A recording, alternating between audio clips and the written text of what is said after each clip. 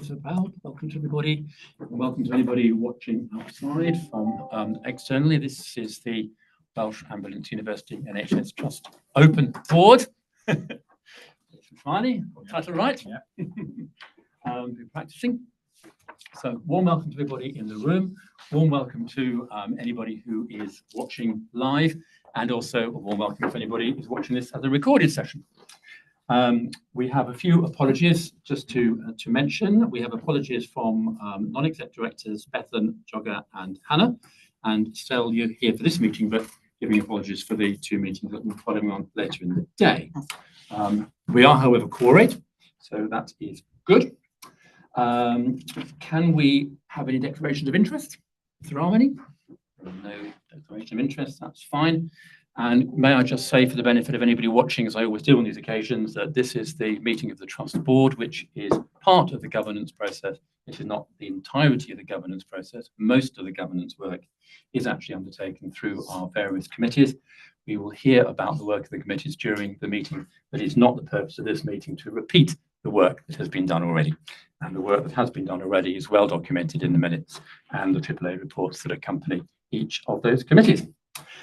Okay, which takes us to the minutes of the previous meeting. Just checking if everybody is content to approve those. Accurate record. No comments or questions on them. Nothing around the table, no. Okay, we take that as being approved. We then move to the action log. There are 3 items on the action log. They have all been closed. One related to errors in the Welsh language translation, one related to census data, and one related to some questions about lost hours, which has been referred to our Quest committee. Everybody content with those? Any questions with those? They are all closed. Good, thank you very much. That's grand. In that case, moving swiftly on, item 5 was the chair's report. I've got nothing specific to say, but I would just make a couple of comments. We are recruiting at the moment for non-exec director roles, and that recruitment is ongoing with the process moving along quite nicely. The other thing I would just mention for interest's sake is that I spent the evening yesterday in the 111 centre, which was particularly interesting because, as we all know, there's been a new IT system installed, and I was quite keen to go and see for myself how that has been received, so that I could give a verbal report on that. And I have to say that the response was incredibly positive. I spent a considerable amount of time with a call handler who is a gentleman not far off retirement age, who has been with the 111 centre for approaching 4 years, so well experienced in the previous system. And the obvious questions, how did he find the transfer? The answer was it was very painless, very straightforward. The training was excellent. He had no difficulty making the transfer from the old system to the new. He loved the new system. He thought it was a very significant improvement. There were a few, not niggles, but the wrong word, but a few things which could be upgraded. I mean, he had to put the person's Christian name in a couple of times, just once on a couple of different screens, or the time when he had to cut and paste a phone number. They were very minor. The real issue around the questions and the kind of whole hierarchy of the triaging process, he thought was excellent. So I mean, I thought really good news. And then I also spent a considerable amount of time last night with one of the nurses on the CSD, and she was commenting, as indeed was the supervisor on the night, that the number of calls in the queue had considerably gone down, partly as a result of the new system, that people were not being referred to CSD callback because call handlers were able to end calls and use different pathways. And it was significant that on yesterday evening, about 8 o'clock yesterday evening, there was something like 14 calls waiting for the nurse to pick and to respond to. And they were saying that there were times when there could have been over 100. So, I mean, I think that it was admittedly just one visit. It was about 4 hours between sort of 5 o'clock and 9 o'clock or whatever last night. But I mean, all the feedback was extremely positive, and it was great news. So that's all for me, I think. So we move to number 6, which is for you, Jason, to give us a report. Great, thanks, Colin. So as usual, I'll pull out just a couple of points, a half dozen or so points through the paper, and then happy to take any questions on it. Clearly, it provides a comprehensive update of all the activities across the organisation since we last met. If we go to the bottom of page 2 first, at the last dot point there, that just covers the fact that we concluded the spring round of roadshows, 7 events all up, commencing or in the week of the 15th of April. starting in North Wales and kind of zigzagging our way across the country back down to South Wales and Cwmbran, where the last event took place. Over 500 staff, probably closer to 600, I think, on this occasion, counting all the heads that were there. Some of the events ended up being oversubscribed, nearly double the number of people who were expecting in one of the events that had booked in, and some really good conversation, opportunity to listen and hear from our people across the organisation, but also share some of our plans. And what was particularly pleasing, I think, on this occasion, for me certainly, was that there were far more operational frontline colleagues in the room than we've seen in previous roadshows. It's always difficult for frontline EMS colleagues and those in contact centres to be able to get to them because of shifts and so on. But there were probably a couple of tables of colleagues from each of those staff groups in the room this time round. And thank you to colleagues in the room that supported those events too.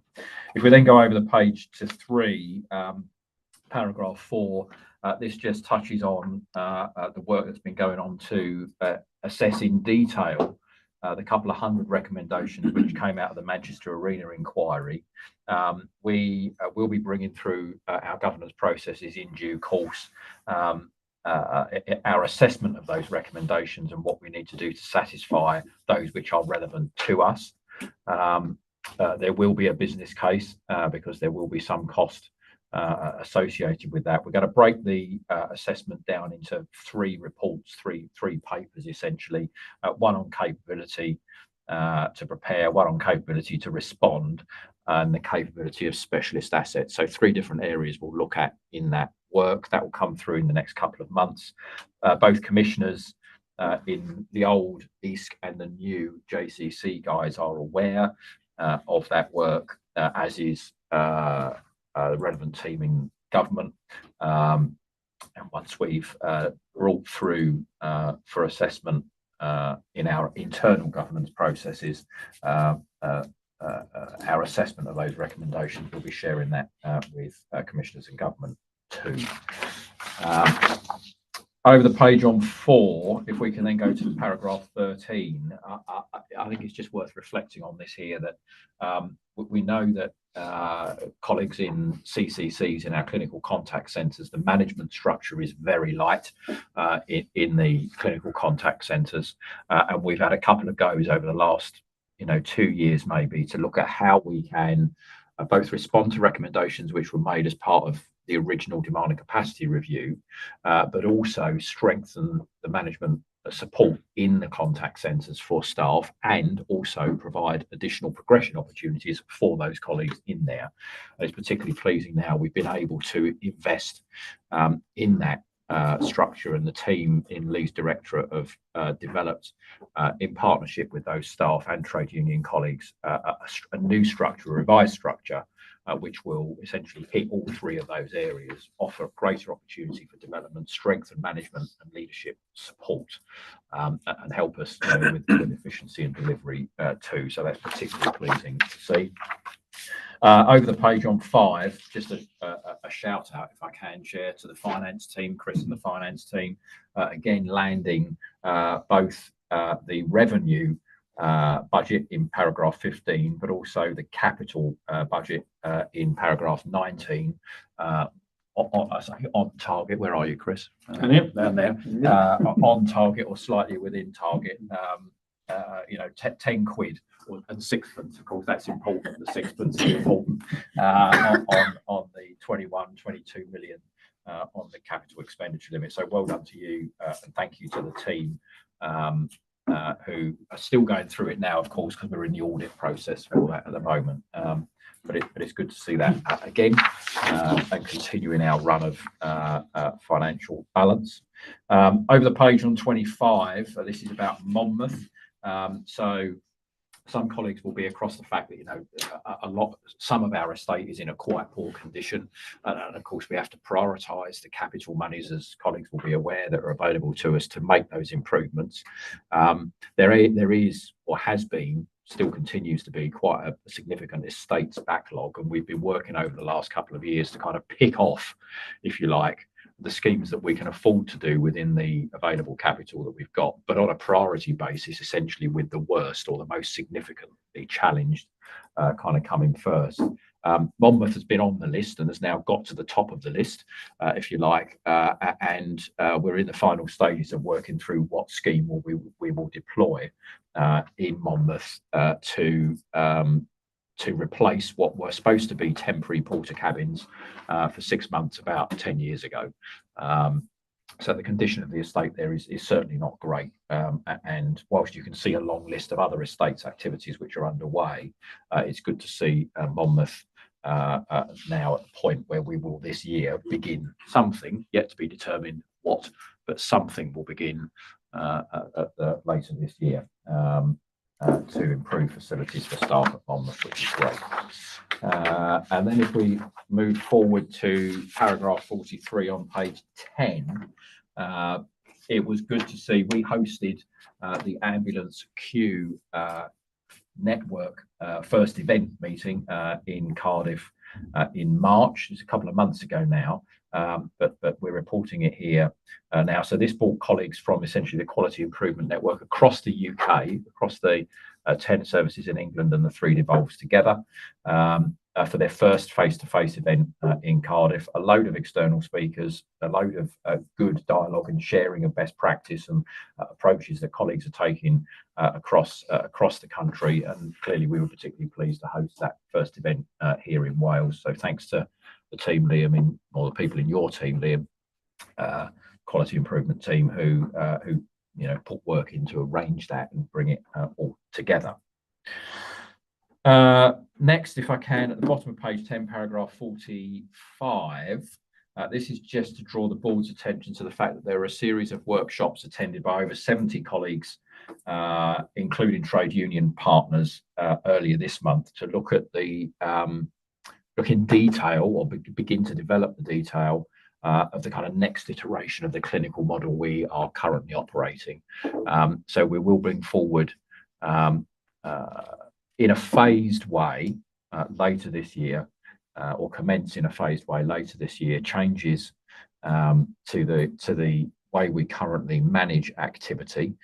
It's essentially an evolution, next stage, if you like, or next phase of the current clinical model that we're operating. And of course, many colleagues on the board will remember that Wales, before many of us were here, was the first ambulance service in the UK to move away from time being the total measure of success and introducing quality indicators, whilst time continues to be important for many patients and is a measure of patient satisfaction. Also, clearly, the quality of what we do, the care that we provide once we arrive on scene, is also increasingly important. So we were the first to do that in the UK quite a few years ago now. We'll be bringing forward kind of the next phase of that, if you like, later this year, which will see some changes made to how we manage activity and introduce a clinical intervention and assessment much earlier in the patient's journey. If we can then go to 55 on page 12. In the next, probably at the next meeting, Chair, we will bring through a closure report for what's known as the EMS Operational Transformation Programme Board. It's a big, long title, but essentially this is the team, this is the group of people that have been quietly in the background delivering all of the actions which emerged from the first strategic demand and capacity review in 2018-19. So that was, the recruitment, training, onboarding, deployment of over 300 staff, the development of and introduction of over 140 new rosters nationally, changes to the estate, changes to our fleet mix, changes to our operating model, lots and lots of activity quietly delivered in the background, efficiencies delivered through that too, not only with the roster change and the 72 hold times that offered, but also significant increases in the rate of hear and treat, or what we now call consult close, and other efficiencies too that were identified in that work. We'll be bringing through that project closure report here, given the scale of it. And of course, we're just about to embark on the second strategic demand and capacity review, which is concluded, and we'll see the results of that come through in due course as well. So I'm really pleased with that. Whilst it wasn't without some pain and turbulence, everyone, including trade union colleagues, I have to say, gents at the end of the table, have been very supportive of that work and helped us deliver it, which has been really helpful. And then finally, Colin, if I can, just paragraph 77 on page 17, which is about respiratory protection equipment. Here we've been, there's been a task and finish group looking at the approach we need to take, and here a decision or an outcome from that has been reached, and the work to ensure that we've got the right respiratory protection equipment in the front line available to all our people continues to be underway. So I'll stop there and happy to take any questions. Good. Okay. Thanks very much, Jason. So questions and Kelly. Just one, Jason, if I can. The commissioning system process transition. Yeah. How is that going? How? What are the challenges? Well, there's been 2 meetings of the new JCC so far. I attended the first one. I couldn't get to the second one, so Rachel went on my behalf. I think it's fair to say it's going okay from our perspective. Stephen has been retained or is retained in the Chief Ambulance Service Commissioner role. And of course, he's also adopted responsibility for 111. That is fair to say in transition or flex, if you like. The last 111 implementation program board has now taken place, so that's essentially closed. And what was agreed is that through Q1, there would be a gradual transition from the old arrangements to the new arrangements in terms of the commissioning, performance management of 111. So that's well underway. And we've certainly been engaging with Stephen and his team on that. We've also had good dialogue with Stephen and his team about the point I just made about changes later this year to the clinical response model, and on a range of other issues. So I think it's fair to say it's going okay. Clearly, we have, just by the very nature of what the new arrangements are, one meeting once a month for 3 or 4 hours, instead of a bespoke meeting once a month for 3 or 4 hours for us. So we do have less airtime, but there is good dialogue or relationships behind the scenes. And Colin, you and I are seeing the new chair of the joint commissioning arrangements in the next fortnight. I think it is fortnight or 3 weeks. So early days, but it feels okay. Okay. Any other questions? Gary, and then got to Peter. Just one quick question, Jason, and as always, a really informative and helpful, I think, overview. It was just in the first section, you talk about the North Wales cross-sector chief executive meeting.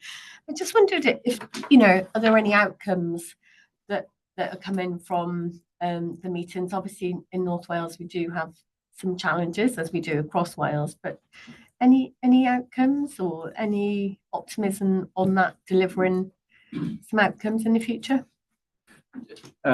Specifically for us, I think it's probably fair to say no, because the agenda for that group particularly is focused on strategic issues across North Wales, not in health. So this isn't a health group. This is emergency services, local authority, health, other kind of public sector players.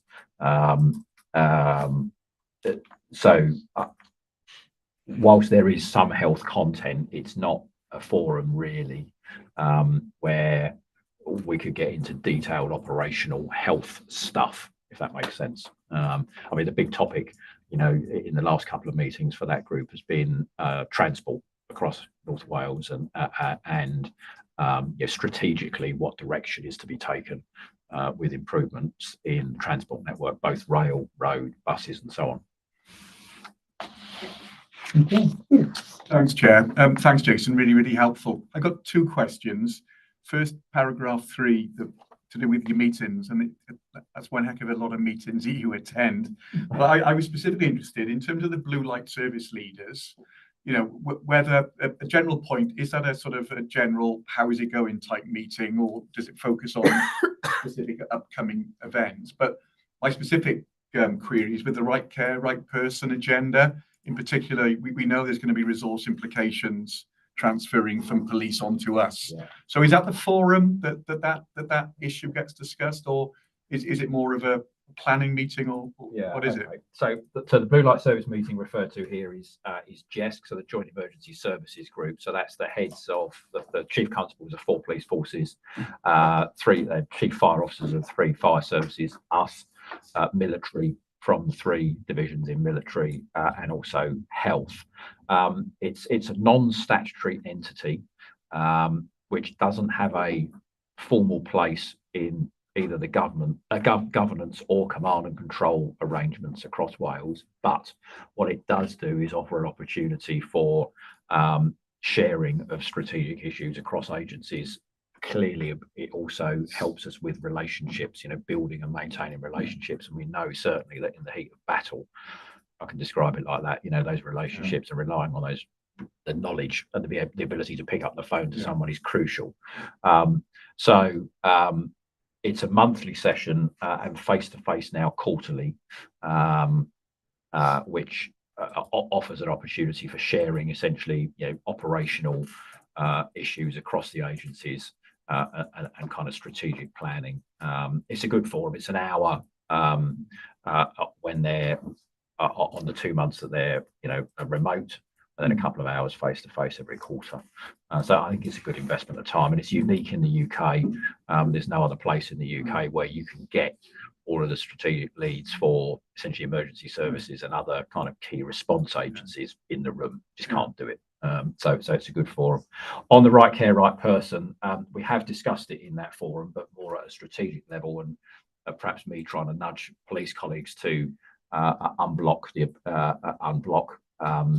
some challenges we've had around getting data out, but there's a specific operational forum which John Edwards in Lee's team is the kind of lead for from our perspective in planning for right care, right person. As you say, we do expect to see increases in activity come our way. We're not quite clear on the volume of that yet, but Lee might want to say more about where John's got to with it. Yeah. So myself, so as Jason says, operationally, John, there's Mark as well from Liam's teams. We've got a good operational and clinical connection, but there is the names I will not be able to reel off without looking them up, but there is a governance arrangement, including Welsh Government and the key partners, in terms of understanding the consequence of right care, right person. It's progressing, albeit slower than I think any of us would have anticipated. Not necessarily a bad thing, but as Jason says, police are working hard to understand the data, the information. So some services are through with phase 1, which is around the welfare checks. Other police services are yet to follow on that, and the phase 2 aspects are already starting to push out. But we are both operationally, clinically as well, pushing very hard to understand consequence. So that's kind of where we're at the moment. Thanks.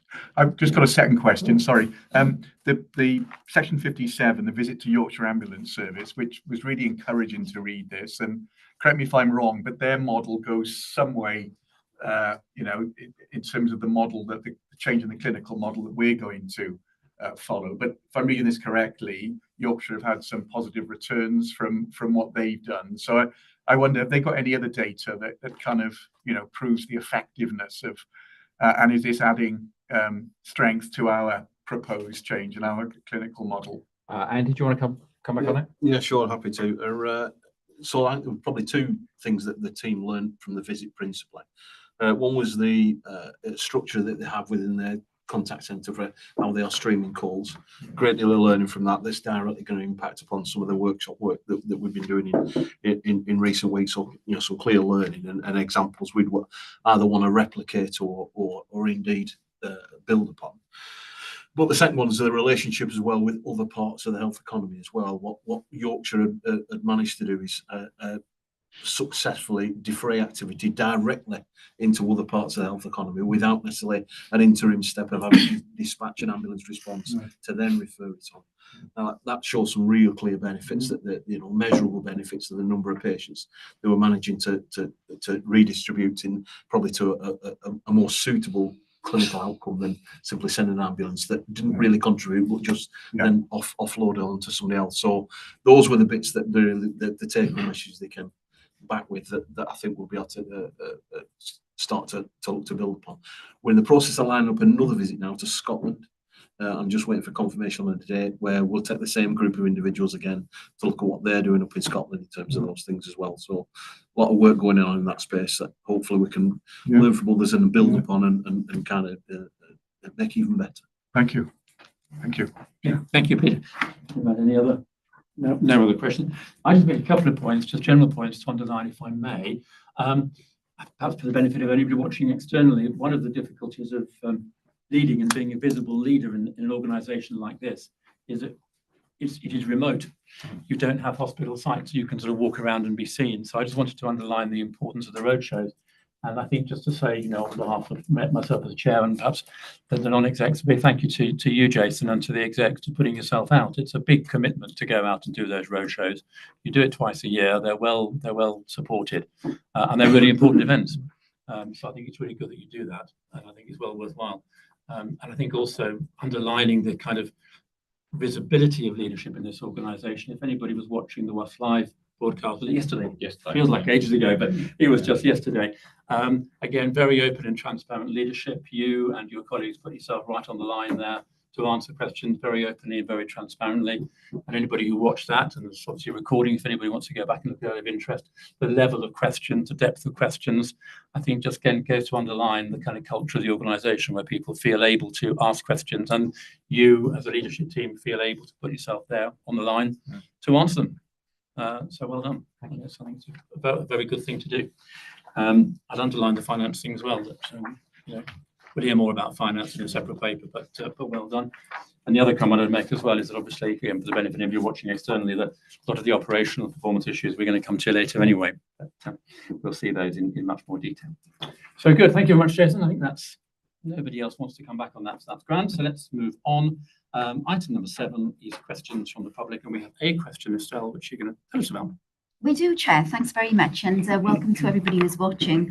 We do have one question from a member of the public on this board meeting, and it's actually come from Angela Contestabile at the Stroke Association. So, Angela, if you're watching, good morning, or if you're watching on the playback. And Angela has helpfully been through the board papers, which is great because that's why they're on the website for members of the public to go through and to be able to pose their questions if they have any on them. And Angela's raising a question about some data she's found in the board papers about patients who either cancel their ambulance or patients where we've been unable to send an ambulance when we're at the height of our escalation, so extremely busy.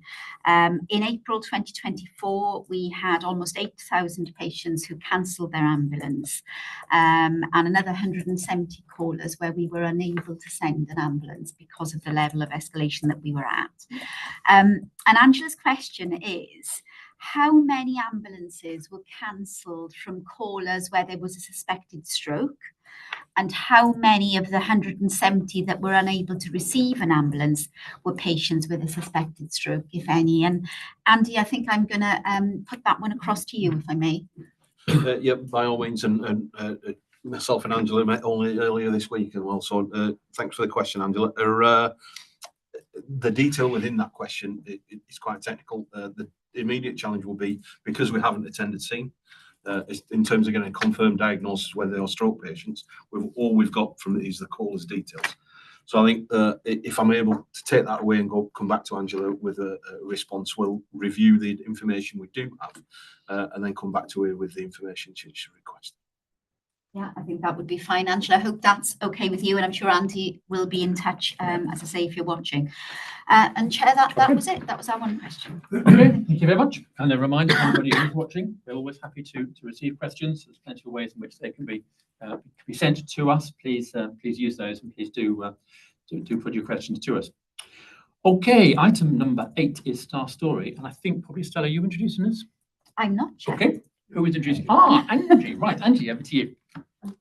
Emma. She's on the call. I just need to promote her to a panelist, so she'll appear on screen in 2 minutes. Okay, while we're waiting for Emma, I'll just do the background in the context. So hopefully many of you will be aware, we obviously launched our People and Culture Plan last April. And as part of the delivery of that and the successful implementation across the organisation, we decided we wanted to create a community of culture champions. A year on, I'm delighted to say that we now have 107 culture champions. Welcome, Emma. Lovely to see you. I'm just doing the introduction. Yes, so we have 107 culture champions, and Emma is an emergency medical dispatcher, and she has been one of our early adopters of the culture champion role. Just to give you a bit of context of the role itself, the remit is to promote our behaviours, is to bring our people and culture plan to life, and to act as an additional conduit for colleagues in different parts of the organisation. They have their managers, they have the trade union, but this is also a peer who they can talk to, who will tell them about some of the work we've been doing on culture change. So I'll stop there and I'll hand over to you, Emma. And I hope what you will do, because I know we've talked about this, is share your own experience, but your story about being a culture champion. So over to you. Thank you. So a little bit about me. My background, I worked in a secondary school for 17 years as a health and wellbeing coordinator for autistic sixth form boys. So it's predominantly around anger management and anxiety. During COVID, I needed a new change, so I started with the Welsh Ambulance Service as a call taker, and during my 4 years, I've become a trained supervisor, call taker supervisor to help. I'm also a trained mentor and the culture champion. I wanted to become a culture champion because I wanted to understand what they were, what they meant, and how they can help. I heard so many people talking about them, and the management saying that they've introduced the new behaviours and how they're going to be helping with the well-being of staff. And I just wanted to learn a little bit more about it. Once I knew the background of the behaviours, I wanted to disseminate that information because there's a lot of pressures with the call takers, and I wanted my colleagues to understand how they'd be able to have effective communication by knowing what the behaviours are and what they mean. I do think it is an invaluable framework, and I do think that it is going to help with the overall well-being of staff.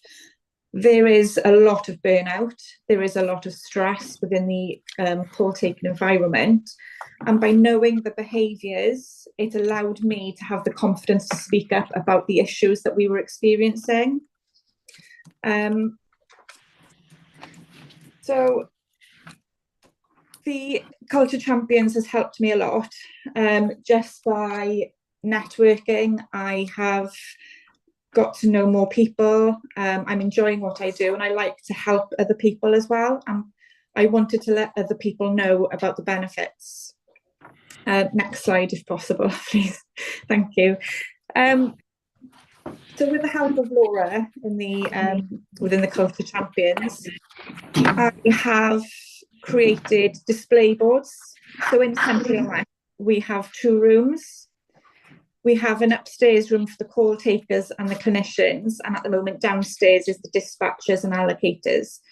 So I wanted to make the behaviours and the culture champions and disseminate this information. I wanted to make it inclusive of everybody in CCC and Carmarthen. So I've done 2 display boards just to reflect that. I've also made conversation starters with the help of Laura. Obviously, the allocators and dispatchers, they do have, it is different to the call-taking environment. So I just thought if we could get the DCMs to do a conversation starter rather than have a one-to-one with the allocator or dispatch. I've also created shout-outs. I'm not going to lie, being a call taker is a thankless job. we don't get any thanks. We see quite often on Siren the Thank You Thursdays, where members of the public have thanked crews, they've thanked NEPs, but it's very rare call takers get any thanks at all. And that can be quite demoralising. So I thought by introducing shout outs, having your colleagues notice how well you're doing, have supervisors notice the good work you're doing, and just getting it up on the display board, sending it over to Laura for her to put over to Siren, that has helped boost morale in the call taking environment. I also have made the Would You Rather and the Thoughts posters just to be put around the call taking environment. This does help with including everybody on shift. You may get a group of friends on shift at the same time, and they may subconsciously be leaving one other call taker out. So by including the Would You Rather and the Thoughts, the supervisor on shift can include everybody to make sure that we have some form of inclusion within the in between taking calls. I help the supervisors on shift. They come to me and ask me if I have any ideas of how we can improve behaviours within the environment. I have suggested that we can incorporate the behaviours on our monthly one-to-ones where we have our KPIs.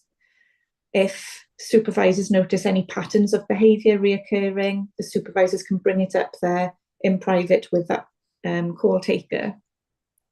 I have also created various resources which I have sent to North Wales, I've sent to South and East. I've also travelled to the 2 different sites just to try and recruit more culture champions, as I can see the benefit already. The impact, next slide if possible, please. So our feedback, like I said, I've asked the call takers for feedback. And this is the feedback that we have. So it's friendly competition. One EMD has said that seeing others have a shout out makes me want to work harder to get one too, because I'm getting the thanks. And it was a male member of staff, and he did that. He ended up having a shout out because he was so good, and he was asking the right questions about when he had to buddy the new intake of call takers. It's getting the call takers are now realizing that the behaviors are beneficial. They are talking about them a lot more. It's in the environment all of the time. The supervisors have said that they've noticed a difference in behaviors as well, which is really good. I'm really happy.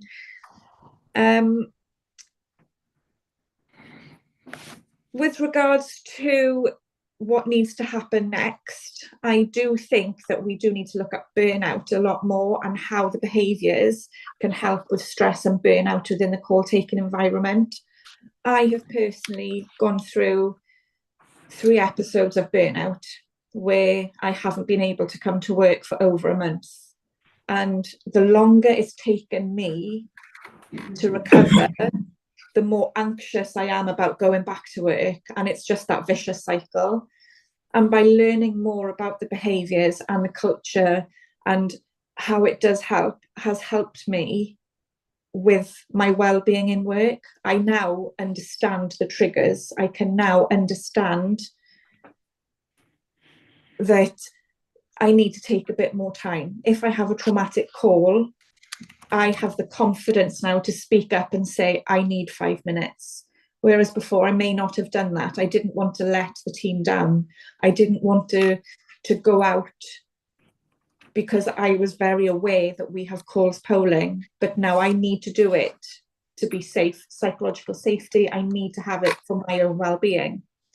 I do think that this needs to be told across the call takers. They need to have that 5 minutes, otherwise it is going to build up and build up. Burnout is not nice whatsoever. And I think, especially now with the way things are at the moment, I'm not going to lie, there is a lot of staff burnout that is due to increase in abusive callers, where which is really, really unfortunate, we are now having to celebrate the nice callers that we have, because it is very rare that we have a nice caller who thanks us. Majority of our 12-hour shifts, we are getting abuse. We are getting told that we are the reason this patient is going to die. We are told by healthcare professionals that we are to blame. Call takers are to blame because we're not organising an ambulance, when in fact we're in such a high escalation, we're unable to provide that ambulance. And I think because of this, we have staff going off. Because staff are going off, we are short-staffed. And that again is a vicious cycle where the level of calls, the high demand, short-staffed and sickness, we do have such a high staff turnover. And I think we need to get our call takers just to understand a little bit more about the behaviours, so we can ensure our well-being is sound in work. So yeah, I would like to just disseminate this knowledge a little bit more, but it is quite hard at the moment to recruit culture champions, unfortunately. But I am on the case, and I know Angie is on the case as well. And that's it from me. Thank you very much. Very illuminating, very informative. Let's just go to questions and comments. I've got a whole number, and I know that Jason, you've been scribbling furiously and waving your hand at me. So, shall we come to you first? I think you probably got in first. Emma, thank you for joining us this morning and sharing your story. I don't think we've met before, so it's good to meet you virtually. Firstly, it's great to hear such a positive representation of, notwithstanding the challenges that you've described, which I'll come back to in a second. It's great to hear such a positive story, and I just want to say thank you to you personally for getting involved and leaning in, you know, and taking on some extra stuff to help your colleagues in your contact centre. It's also, I was really encouraged. I'm kind of, you know, smiling away here. You know, you've been with us just about 4 years, and it's good to see your progression and journey as well, a development, you know, in your role, but also, you know, starting to help and support others that you work with. That's just so powerful. The behaviours, of course, we designed, didn't we, a few years ago? We didn't design them. Our people, you designed them, because it was a group of colleagues that came together and designed the new behaviours that they wanted to see, that we all wanted to see in our organisation, and how we treat and support and work with each other. So the fact that you're promoting these, you know, you're personally kind of taking them on board, promoting them, bringing them off the page, making them real in your workplace is really powerful, because, you know, they were designed by our people for our people.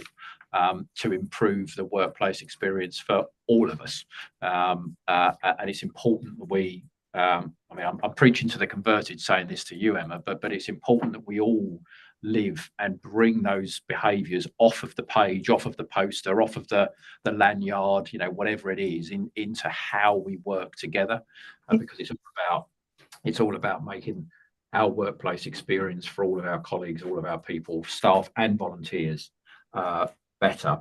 I love the display boards. They're great, really great. And it's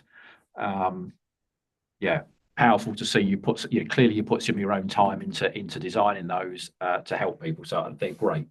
I'll say one thing about while I've got the floor, Colin, if I can, about colleagues in contact centres. I've worked in the sector for 28 years. I've never worked full time in a contact centre. I've never been an EMD. I've never been a call handler, but I've spent a lot of time sitting next to and working with call handlers. And in a previous organisation, I was very close to, you know, what was going on in the control room, as it was called then. And my language sometimes slips back to control room, but you understand what I mean when I say clinical contact centre. I think it's the hardest job in the service. I think being a call handler in the nines and in the ones, to be fair, is the hardest job we have in our organisation for a whole range of reasons, including those which you've described in your session today. So a shout out from me to every single one of them, every single one of your colleagues in our 3 999 contact centres and all of our 111 centres. Thank you, because it is a really tough gig, and I appreciate that. I recognise that. The final thing I just want to say is about abusive callers, and you mentioned this. This is clearly disappointing that we end up in this space. Particularly more so, I have to say, when I hear that healthcare professionals, small number of, it's not going to be every healthcare professional, but a small number of healthcare professionals, that is particularly disappointing, where we've got colleagues in our own system, blaming you and your colleagues, individual call handlers, for delays. It's just not right. And of course, it's not the case. It's symptomatic, as we all understand and know, of the pressure that we've got right across urgent and emergency care, and none of us should be taking it out on any individual colleague, because we are all colleagues that we work with in the system. So that's particularly disappointing.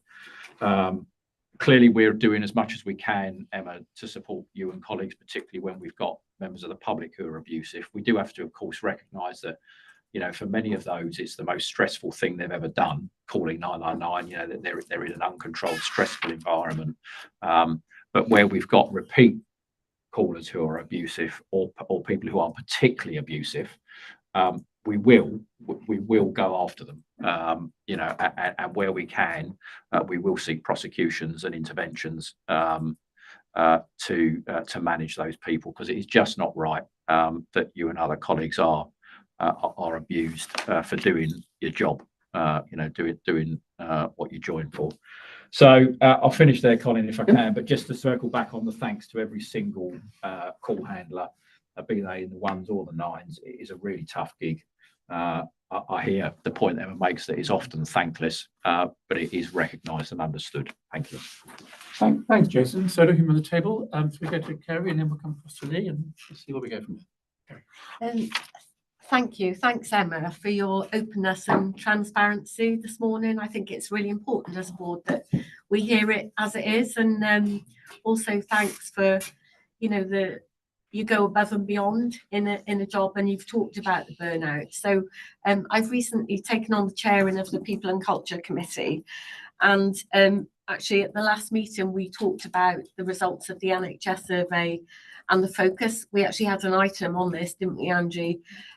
So I suppose just to give you some assurance that at the People and Culture Committee, we are very focused on this, and we're coming back to it. I think the next survey is September later this year. So, and I think the levels were quite shocking at 23%, but I think that was across the NHS in this entirety. And we talked about how we can understand more of that. What other information can we get to help us put more solutions in place, I guess. So I had a question which Emma, I don't want to put you on the spot here, but interested in any thoughts, but probably a question for Lee or Jason. Are we doing everything we can? I think when you talk about abusive callers, I assume that there's two contexts to that. There's the people that are really in a very stressful situation, who emotionally are in a difficult place and respond in a way. I'm not saying it's okay to be abusive at all, but then there are, I guess, what we would label more abusive callers. So it feels, and maybe there's other contexts there. So there's a question with me, what more can we do around that? I just wondered if you had any thoughts on that, Emma. Perhaps we could come, I know Lee's got his hand up anyway, to hear a little bit more about that. Thank you. Shall we go to Emma, just to, if you wanted to kind of say a bit more about the abusive nature of calls, and whether they do differentiate themselves into people who are just kind of naturally abusive, or perhaps become abusive because you're unable to provide them with the support which they think they need. I completely understand. It is a stressful situation. However, when the call takers are told, I've personally been threatened. I've been told that they are going to hunt me down and stab me in the neck. I have been told that they know where I work and they are going to camp outside and wait for me to come out. Other call takers have experienced the same. So that level of aggression and abusive caller is just not acceptable. However, when we're told to do a Datix, that does take some time away from answering calls. So it's a little bit of a tough situation there. We obviously want to report it. However, when we are very conscious that there are eight calls polling on screen, one of those could be a cardiac arrest that we need to provide that help for as soon as possible. So the Datix tends to go up to the back, really, whilst we focus on our work.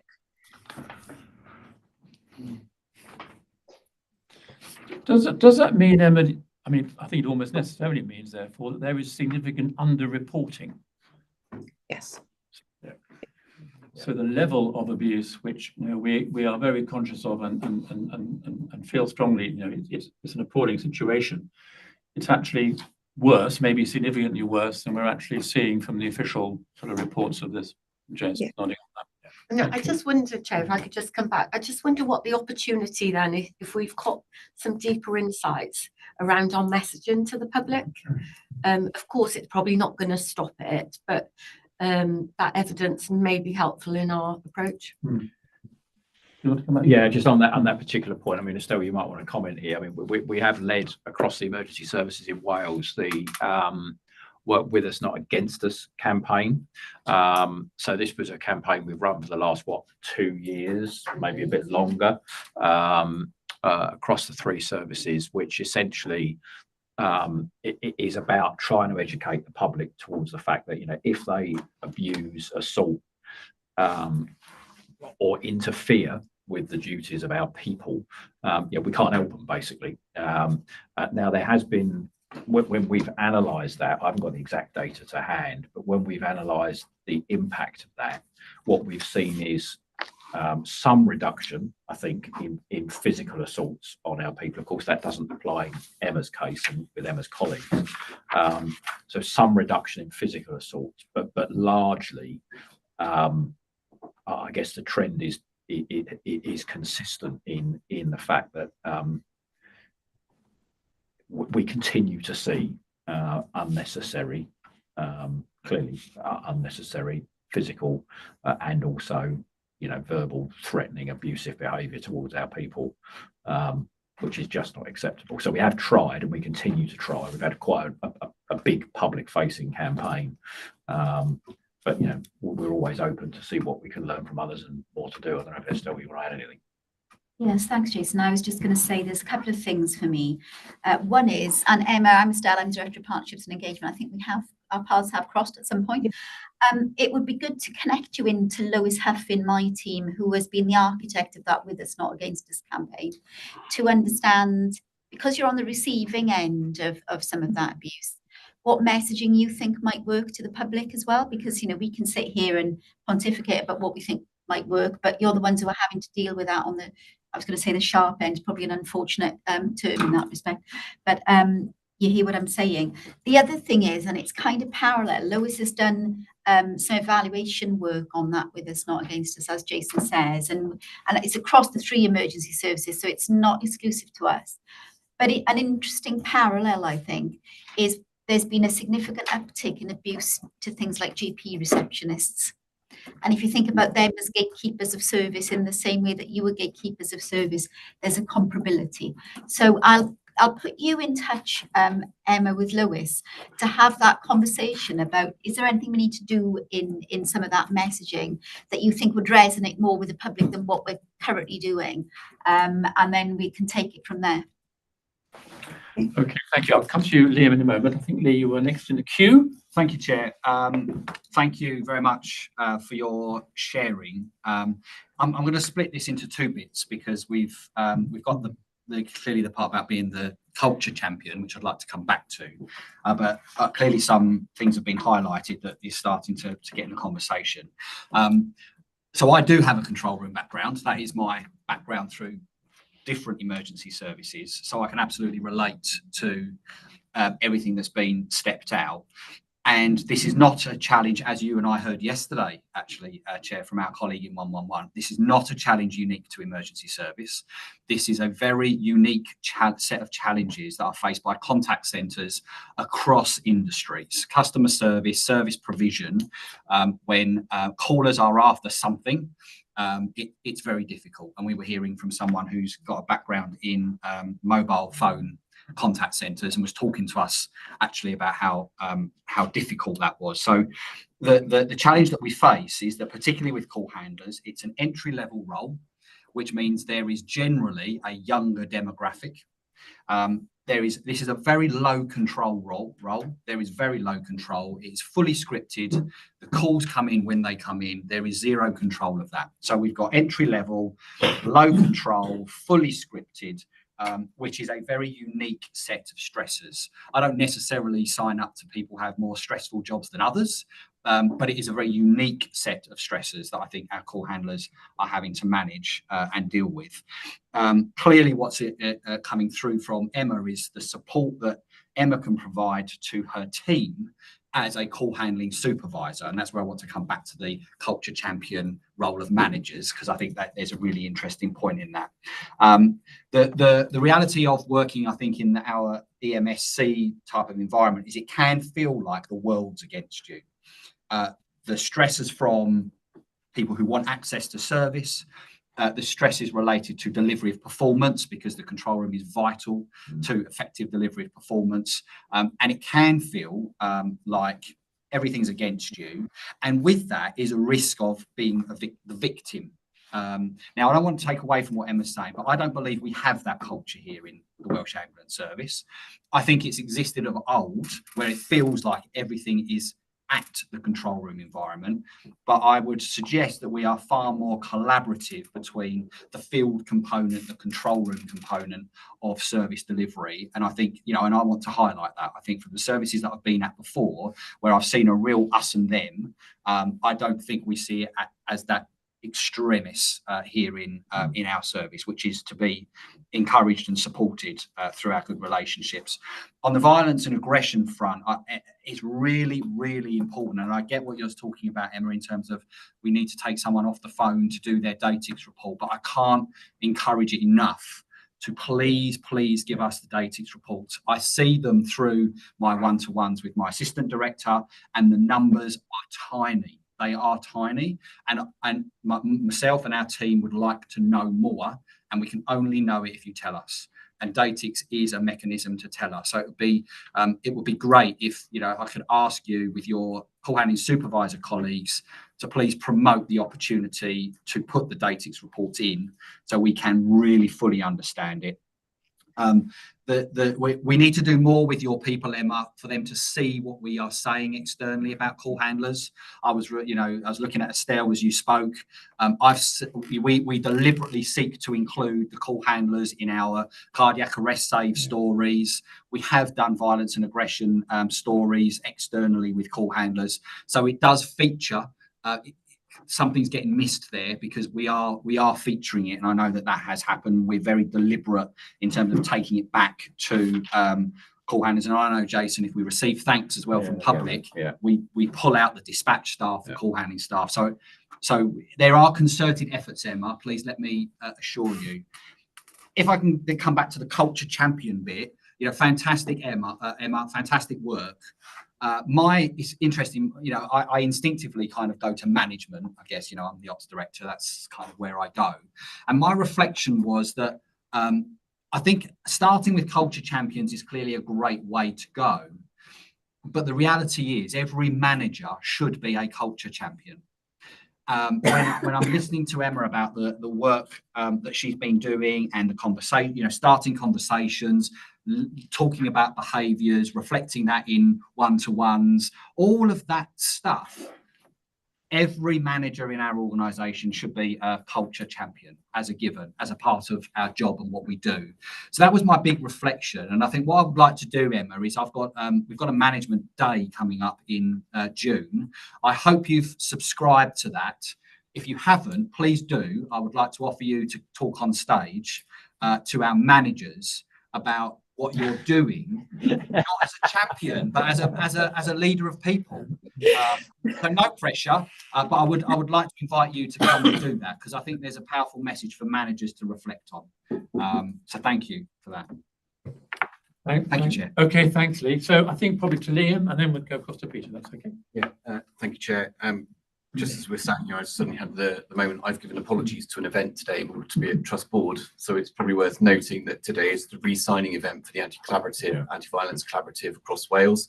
That's being led by Judith Paget, who is the NHS Wales Chief Exec, Chief Constable of Gwent Police, Pam Kelly, and Jenny Hopkins, who's the Chief Prosecutor for the CPS Wales. So that is a commitment. We've been quite a lead player through our violence and aggression team in ensuring that that collaborative is reinvigorated to move and do more. I also thought it might be helpful just to give board members and ensure the public know that we do take things very seriously. At our People and Culture Committee last, we did report that 5 cases have recently gone through the legal system. 4 of them have led to community orders or financial penalties. 1 of them has led to a custodial sentence and 1 is awaiting sentence. So I just want to give the assurance that where people put the datics in, where we are able to act, we will act. We have very good working relationships with the violence and aggression team, with the various police forces and with CPS Wales, and they are supportive of working with us to take action as and where we are able to. Thanks very much, Liam. Peter. Yeah, thanks, Chair. Thanks, Emma. Thanks ever so much for that really enlightening and candid discussion. I guess what I wanted to pick up was stress, really, because I guess we all, have stress at some parts of our lives, some more than others. So a particular interest of mine, actually, in a previous life, is the sort of things we can do to help people who work in a particularly stressful environment. And I just wonder, maybe this is a question for Angie as well, and one for you, Emma, in terms of what you feel is available to you.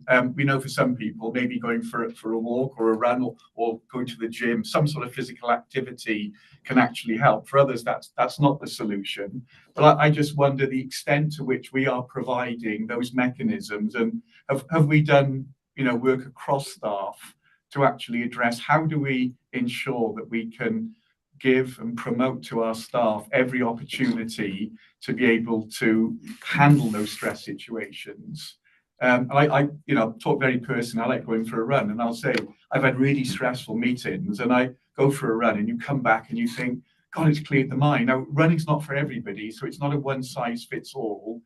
But I know personally from my working life how finding something to do, when you come back, you think, thank God I did that. If I hadn't have done it, I just go round and round and round and round. So just a real question really for Emma.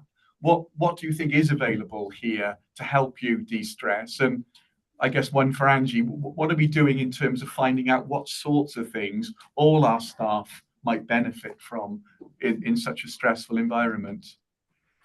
Emma, should we go back to you just to have your thoughts on that? Everyone is different. They all have their own way of interpreting what a traumatic call may be, or what a stressful event may be. So I think the supervisors within Central and West have been absolutely brilliant. I've tried getting them on board a little bit more regarding the behaviours and the culture champions, and I've explained to them that everybody is different. A traumatic call doesn't necessarily need to be a paediatric arrest or a hanging. It's whatever that individual perceives that traumatic incident to be. So the call taker supervisors, they have been really good recently. They ask after every call, are you okay? Do you need 5? And they will encourage, take 5 minutes, go make yourself a cup of tea. Do you want to go out? That individual might smoke, or they might vape. Do you want to go out, just have a screen break? Pop out for 5 minutes, go for a little walk, get some fresh air, do something just so that they can process that information. Once the call taker comes back in, they will have a chat with the supervisor and they'll be asked, do you want a trim referral? Do you want an occupational health referral?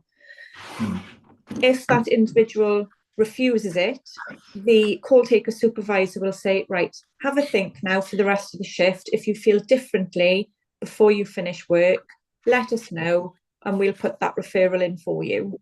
And I think that needs to happen everywhere. It shouldn't just be call takers, it should be dispatch, it should be the allocators, because they're exposed to this as well. They are the ones that have to go into that call if it is a traumatic call, or they have to speak to the crews and relay that information verbally occasionally. So it should be throughout the CCC rather than just call takers as well. Thanks very much, Emma. Is that okay, Peter? Yes, thank you. Good. Do you want to come back? I was just going to come back. I mean, the broader, thank you, Emma, for bringing up some of those sort of formal processes we have. But again, what we've been doing, you know, we have a very well-equipped and well-resourced occupational health and wellbeing team. We have access immediately for colleagues to access, you know, clinical psychologists, etc. That's for the more at the formal level where something kicks in. But I think what Emma's talking about there, that sort of immediate touching base, the role of a supervisor in terms of noticing, the role of peers, culture champions, whoever it is, the ability to talk, decompress is a key part of what we're trying to achieve here as well, and making sure people do feel able.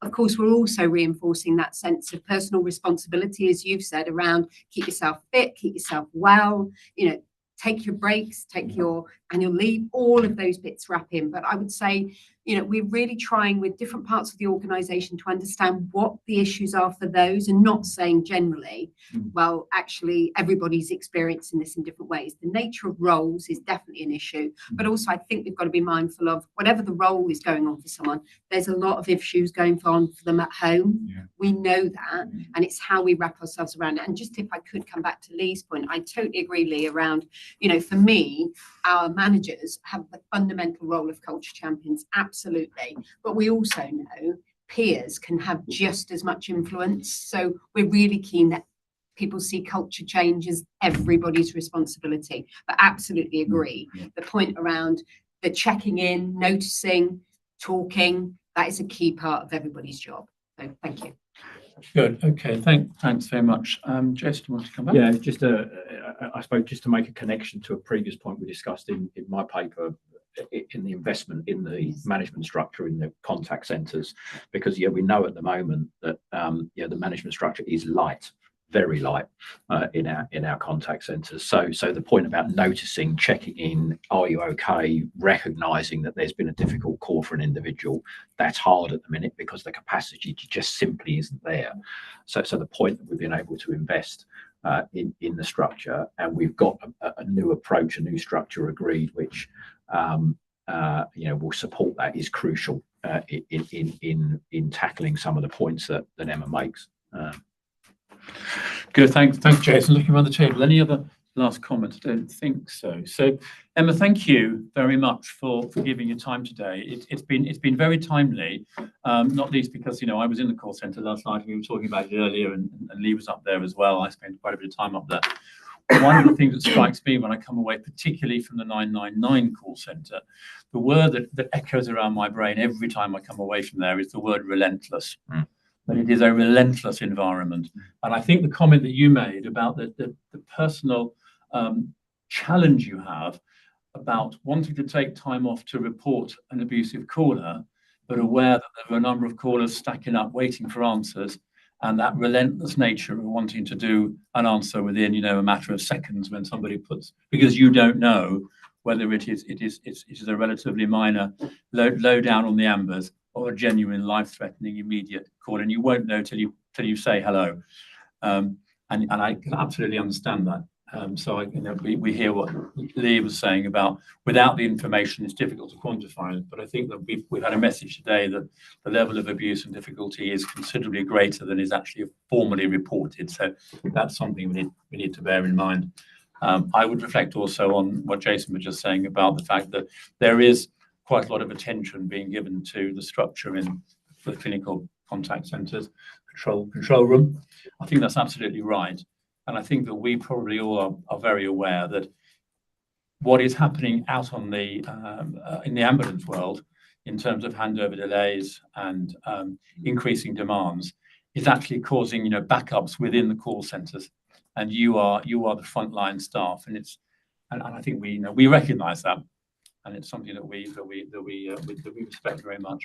So thank you for coming today. It's been very helpful. I think there's a final comment. Angie, final word. One final comment. Emma's being very, very humble. She's also at the moment, she's just finished her studying. She's just done a qualification, a master's, isn't it, Emma, in, what's the master's in? Clinical psychology and mental health. Wow.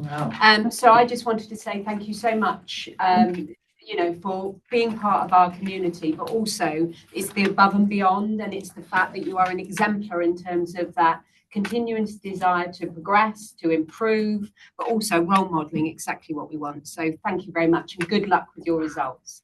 Thank you. Good. Okay, we echo that. Okay, thank you very much, Emma. We'll say goodbye, and thank you for your time. It's been grand. Thank you. Bye Thanks. now. Bye-bye. Bye.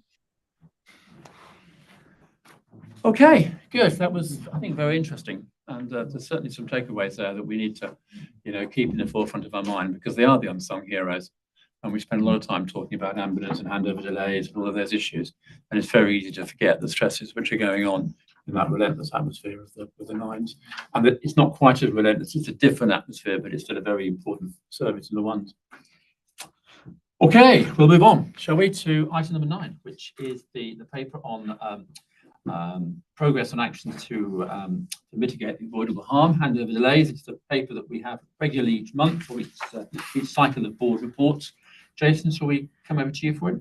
Yeah, thank you, Colin. So I'll just pull out a couple of points in the body of the paper, and then perhaps I just want to go to the action plan this time around if I can.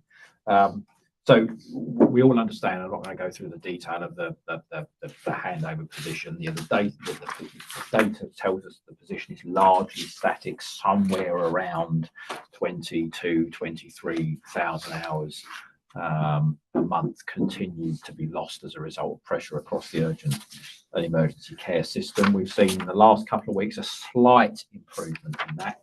Couple of 100 hours, 500 hours, something like that, which has translated into a little bit of improvement in AMBER response times, AMBER performance. But the pressure largely continues the same. And of course, it's important to remember that our current rosters, the rosters which were put in as part of that demand and capacity review in 2018-19, are predicated on no more than 6,000 hours a month being lost. So as soon as we go over that 6,000 hours, we just simply don't have the capacity available to respond within a reasonable time frame. So our actions in the action plan, of course, have been focused on what we can do, which is that within our control to be more efficient and effective with the resources that we have available to us. So in that connection, if we go to page 3, paragraph 4, there's just 2 points I want to draw out here, draw to our attention. So sickness and consultant close, two of the kind of efficiencies, and there are a range of others, but two efficiencies where we've been focusing effort. Whilst we've still got a way to go on sickness to get to the 6% pre-pandemic position that we found ourselves in, it is really encouraging to see that we're now under 8%, about 7.6% in March. And whilst there's still a way to go, we have to recognise where we've come from, which was a peak at about 14% as we went through the pandemic. So significant improvement in attendance. The other point I just want to draw out is on consultant close, and this is the percentages issue versus the volume issue. The target, the efficiency target, which came out of the strategic demand and capacity review, was to get to 10.2% of daily volume being closed by way of hear and treat, or what we now call consultant close. We've moved that to 15% there or thereabouts every day already, and we had an ambition to get to 17%. Now we haven't hit the 17%. We're floating around, 14, 15% daily. But what's happened underneath that is that there's been a load of shifts in activity as a result of changes in the system around us. What we are doing is closing by way of consultant close or hear and treat more calls every day than we were a year ago. So if we look at February, just pick this month out at random. In February 23, there were 4,256 episodes of care which were closed by way of consultant close. i.e. we didn't respond.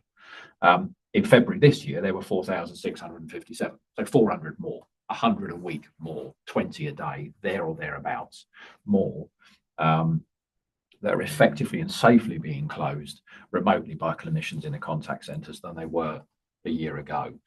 So whilst we haven't hit that 70% ambition, the volume is significantly higher. On the action plan, I'll just take it to the action plan this time round, and I'm particularly going to focus on the areas of action which are within our control, which are down for us. You'll see many of these are completed. A couple remain ongoing. Some are around winter actions where more money's been deployed, say on overtime or for third-party providers, particularly with NEPs, and those actions were delivered. And we've got on 12, I've just mentioned the kind of hear and treat or consult and close position. On action 13, you know, we've already grown. We doubled the size of the CSD last year. Sorry, on action 13, on action, that's the CSD one. 22 talks about the future service model, but we've already grown, doubled the size of the CSD last year. We're putting another, 32 posts in this year, clinical posts into contact centres. We are growing the APP workforce again this year, as action 12 talks about. And just picking out action 20, you know, this response logic, whilst that we'll further refine that later in the year, as I touched on in the previous point, there are main improvements and efficiencies there beyond what was required in the demand and capacity review. And this is our multiple attendance ratio, and bringing that down so we're using the resources that are available to us more efficiently and effectively. So there are, I think, a number of things that we can point to, Chair, where we have taken action to use the resources available to us in a smarter, more effective way in the context of the situation around us. But of course, even with all of those, as we've seen in data in other places before, we simply can't mitigate the scale of loss that we're experiencing around us. So we've made improvements in how we operate. We've arguably stabilised the performance position because it's largely static with those actions, given the pressure around us. But what we're not able to do at the moment is start to deliver improvements in performance because of the environment which we continue to work in. So I'm happy to take any questions on the paper, but it provides a general update on where we are with our actions, really. Yes, it does indeed. Sorry, just a broader point then. I suppose that then leads into that piece of work that's being done around corporate risks 223 and 224, and how they are, you know, how they are put in terms of organizational risk and systemic risk. So I suppose that was a takeaway from No, indeed. Rachel. Yeah, I was just going to add in, I think that there's a huge amount of work that we're doing that's within our gift, but just to note, I think that commissioners are perhaps slightly increasing their interest in RED performance as a key target. So we are working on an updated improvement plan for things that within our gift, which will be largely, you know, a lot of what is in this report. But commissioners are looking for, you know, an updated sense of the things that we are able to do.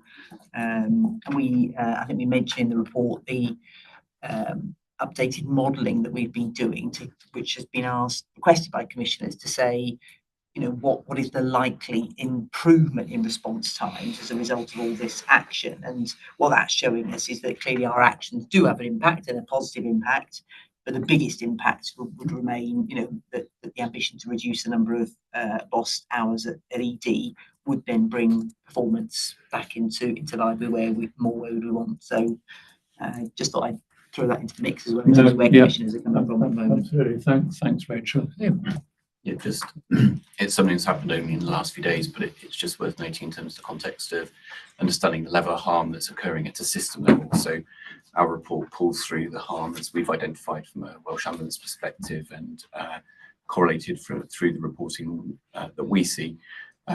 Johnny and I have just submitted a data sharing arrangement with DHCW, which will see some of our data flowing into the National Data Resource.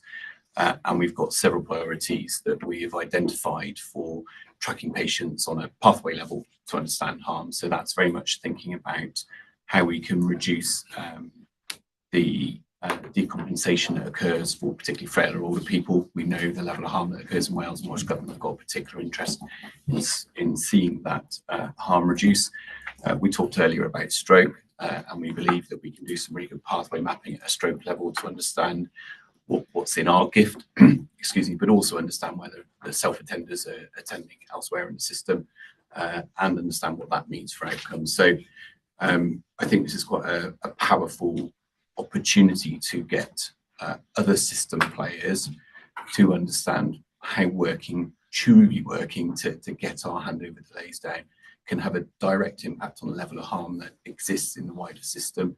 And also, given the financial pressures being experienced across the NHS in Wales, a significant opportunity to identify priorities for efficiencies. Because if we get this stuff right first time, if we get patients to the right clinician, into the right bed, into the right directorate of the hospital or another setting, first time, their length of stay will be lower, their outcomes will be improved, their ongoing health and care needs will be reduced. So I think that's quite an exciting opportunity for us that we're hoping to exploit over the coming weeks and months. Good, thanks, Lynn. Kerry? It's always a hard report, this one, isn't it? You know, quite early on in the agenda, and I was reflecting on it yesterday when I was reading it, because I think it landed not long after I joined the board. And, you know, for me, the immediate release numbers that were declined, was it 156 in one health board and 55 in another? And it, you know, so for me, so much of this is about, well, what's that telling us?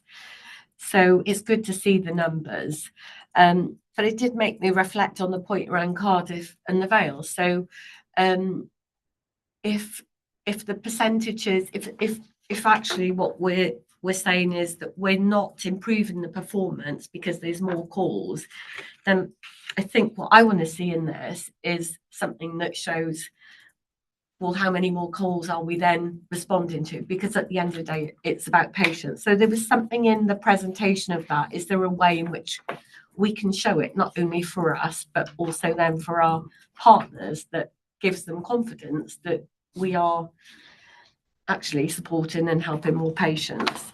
And then there's just something on the consultant close rates for me around our ambitions. So I can see that we're making progress, and I think those numbers are really important.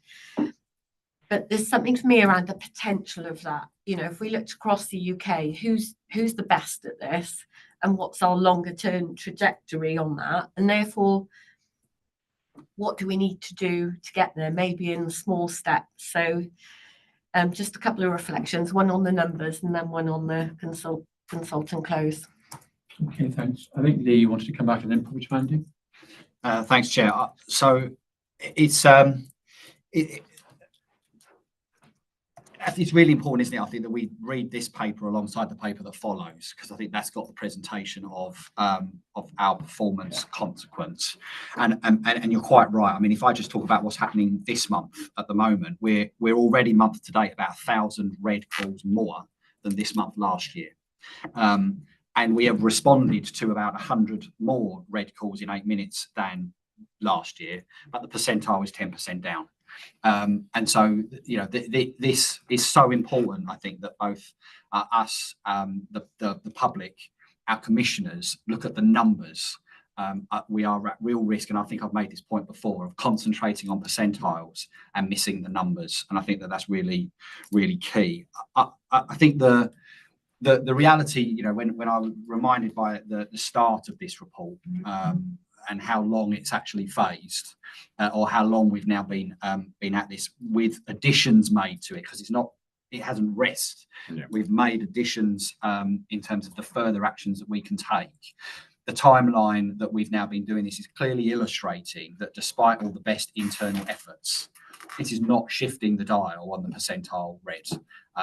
And as we've seen before with the waterfall chart, despite the increase in FTE, despite the roster changes, despite attempting to improve efficiency of dispatch logic, single response red codes being clinically supported, all of these actions that are quite right and we should be tested to take, they are not scratching the surface in terms of a percentile improvement.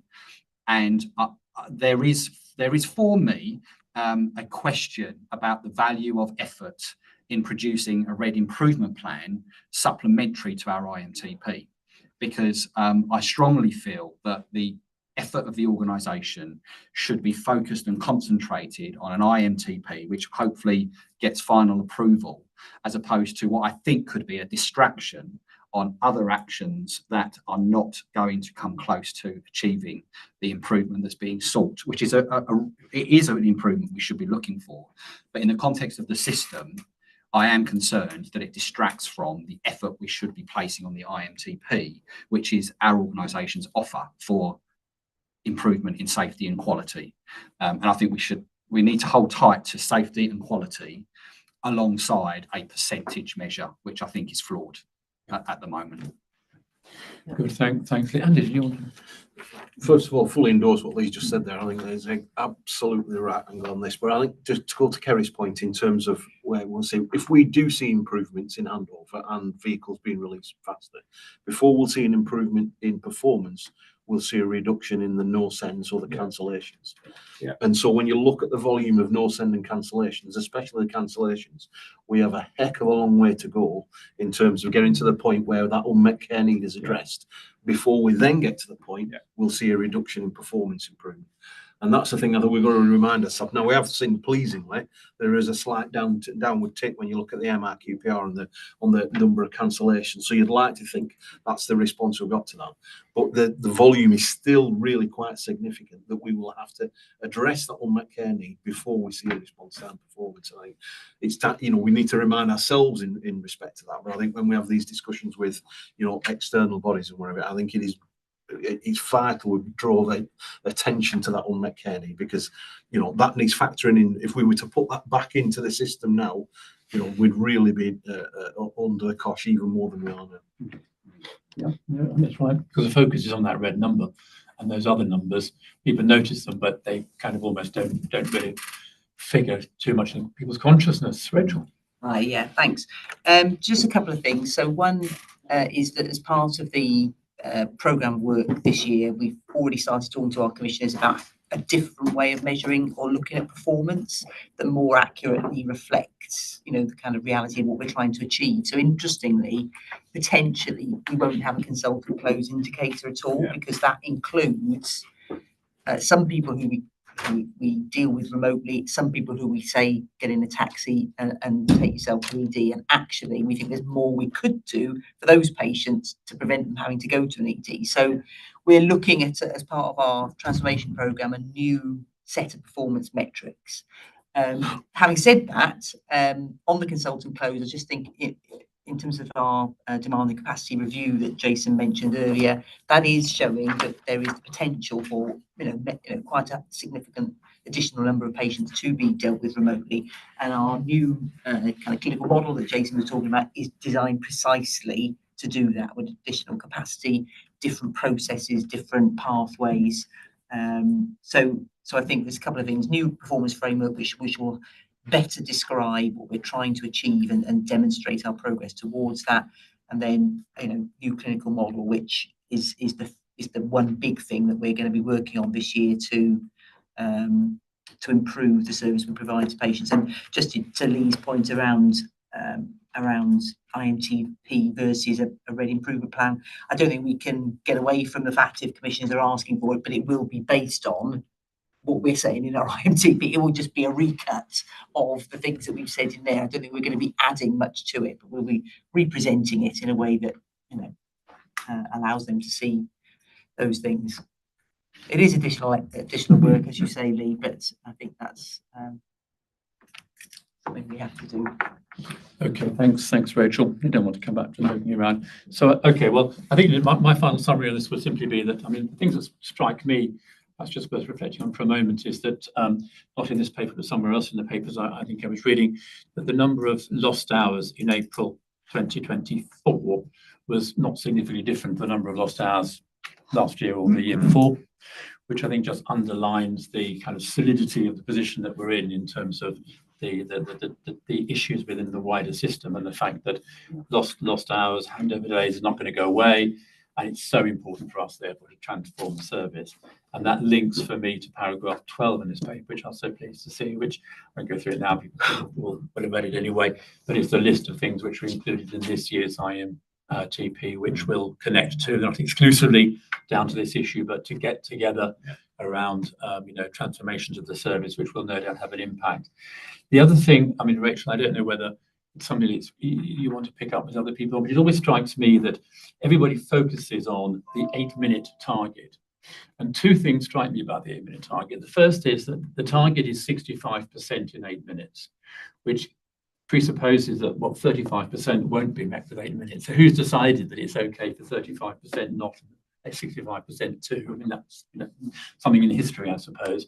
And also what strikes me as well, when you look at what we actually do, we are underperforming. We're not meeting 65% in 8 minutes, but we are broadly meeting 65% in 10 minutes. Yeah. And, is that 2-minute time difference significant? I don't know the answer to that. I'm not looking for an answer now, but I think there are questions that need to be asked around the very fundamental measure against which we're being asked. The questions for me are, where did it come from? What is the logic? What's behind all of that? It goes back to the 70s. I'm sure. And I don't want to open the debate now. Something that we call an Orcon stand. Yes. We could talk about it for I'm weeks, sure. but I'm sure. it's got literally no basis. No. So I think exactly. And I think two things strike me today. One is that we're chasing a target which has its legacy and history going way back, and the logic even then may be flawed, and it may certainly be flawed today. Yeah. So that's one issue. And then the other issue is, as Andy was saying, that actually as we do a lot of the work to improve ambulance availability, a lot of that ambulance availability will be deployed upon things which people's attention is not on, i.e.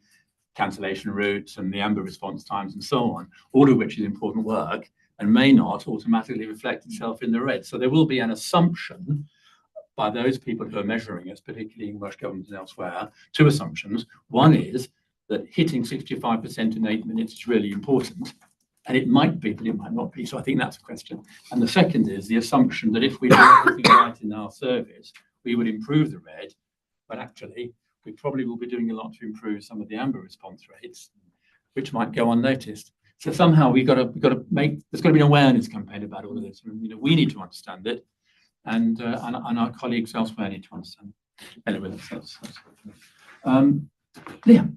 So just Colin, just listening to you there. So I recognise everything we've just described in the context, particularly of our NHS and other statutory partners.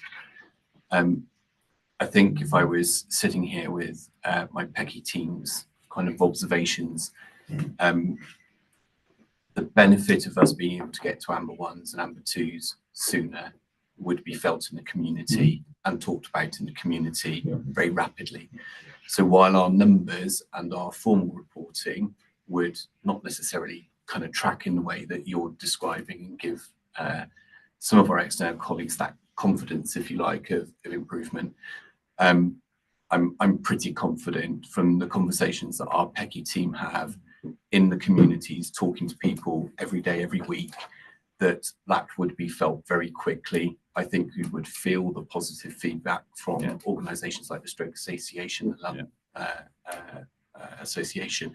So there are many other areas where we can make these changes, we can demonstrate improvement in patient experience that actually will be the closest to patients and the people that are looking out for them and advocating for them, be over and beyond the kind of wider formal stuff that maybe we all capture. And I think that's really important for us, because it's their confidence that probably means most to us in terms of people feeling they can ring 999, get a response and be heard, consulted with, sent a resource as they need it.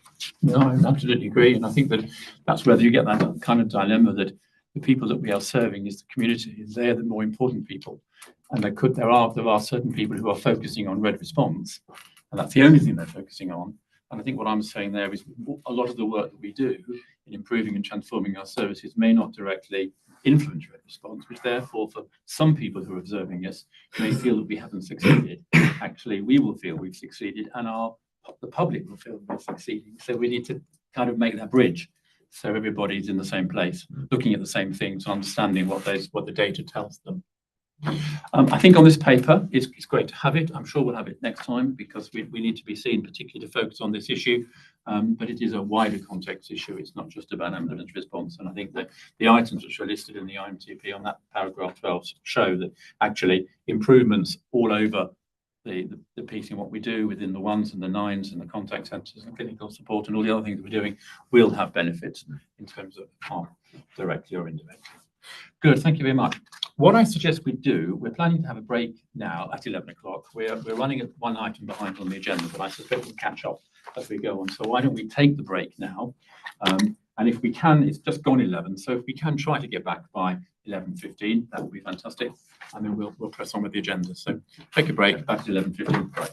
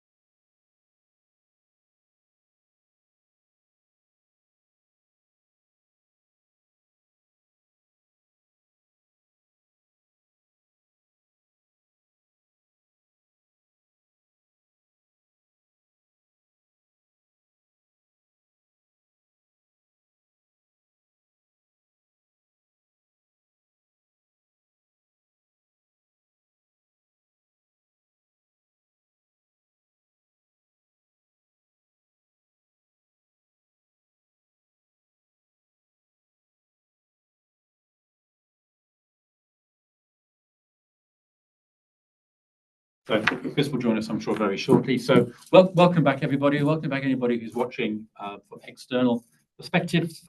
This in public board meeting. Second half, and we're on to item number QPR section. Who's taking that? Yeah. Thanks. Yeah. So we've covered a fair bit of the topic within the last paper, so I won't comment on those, but I will just pull out some of the performance on the 111 side.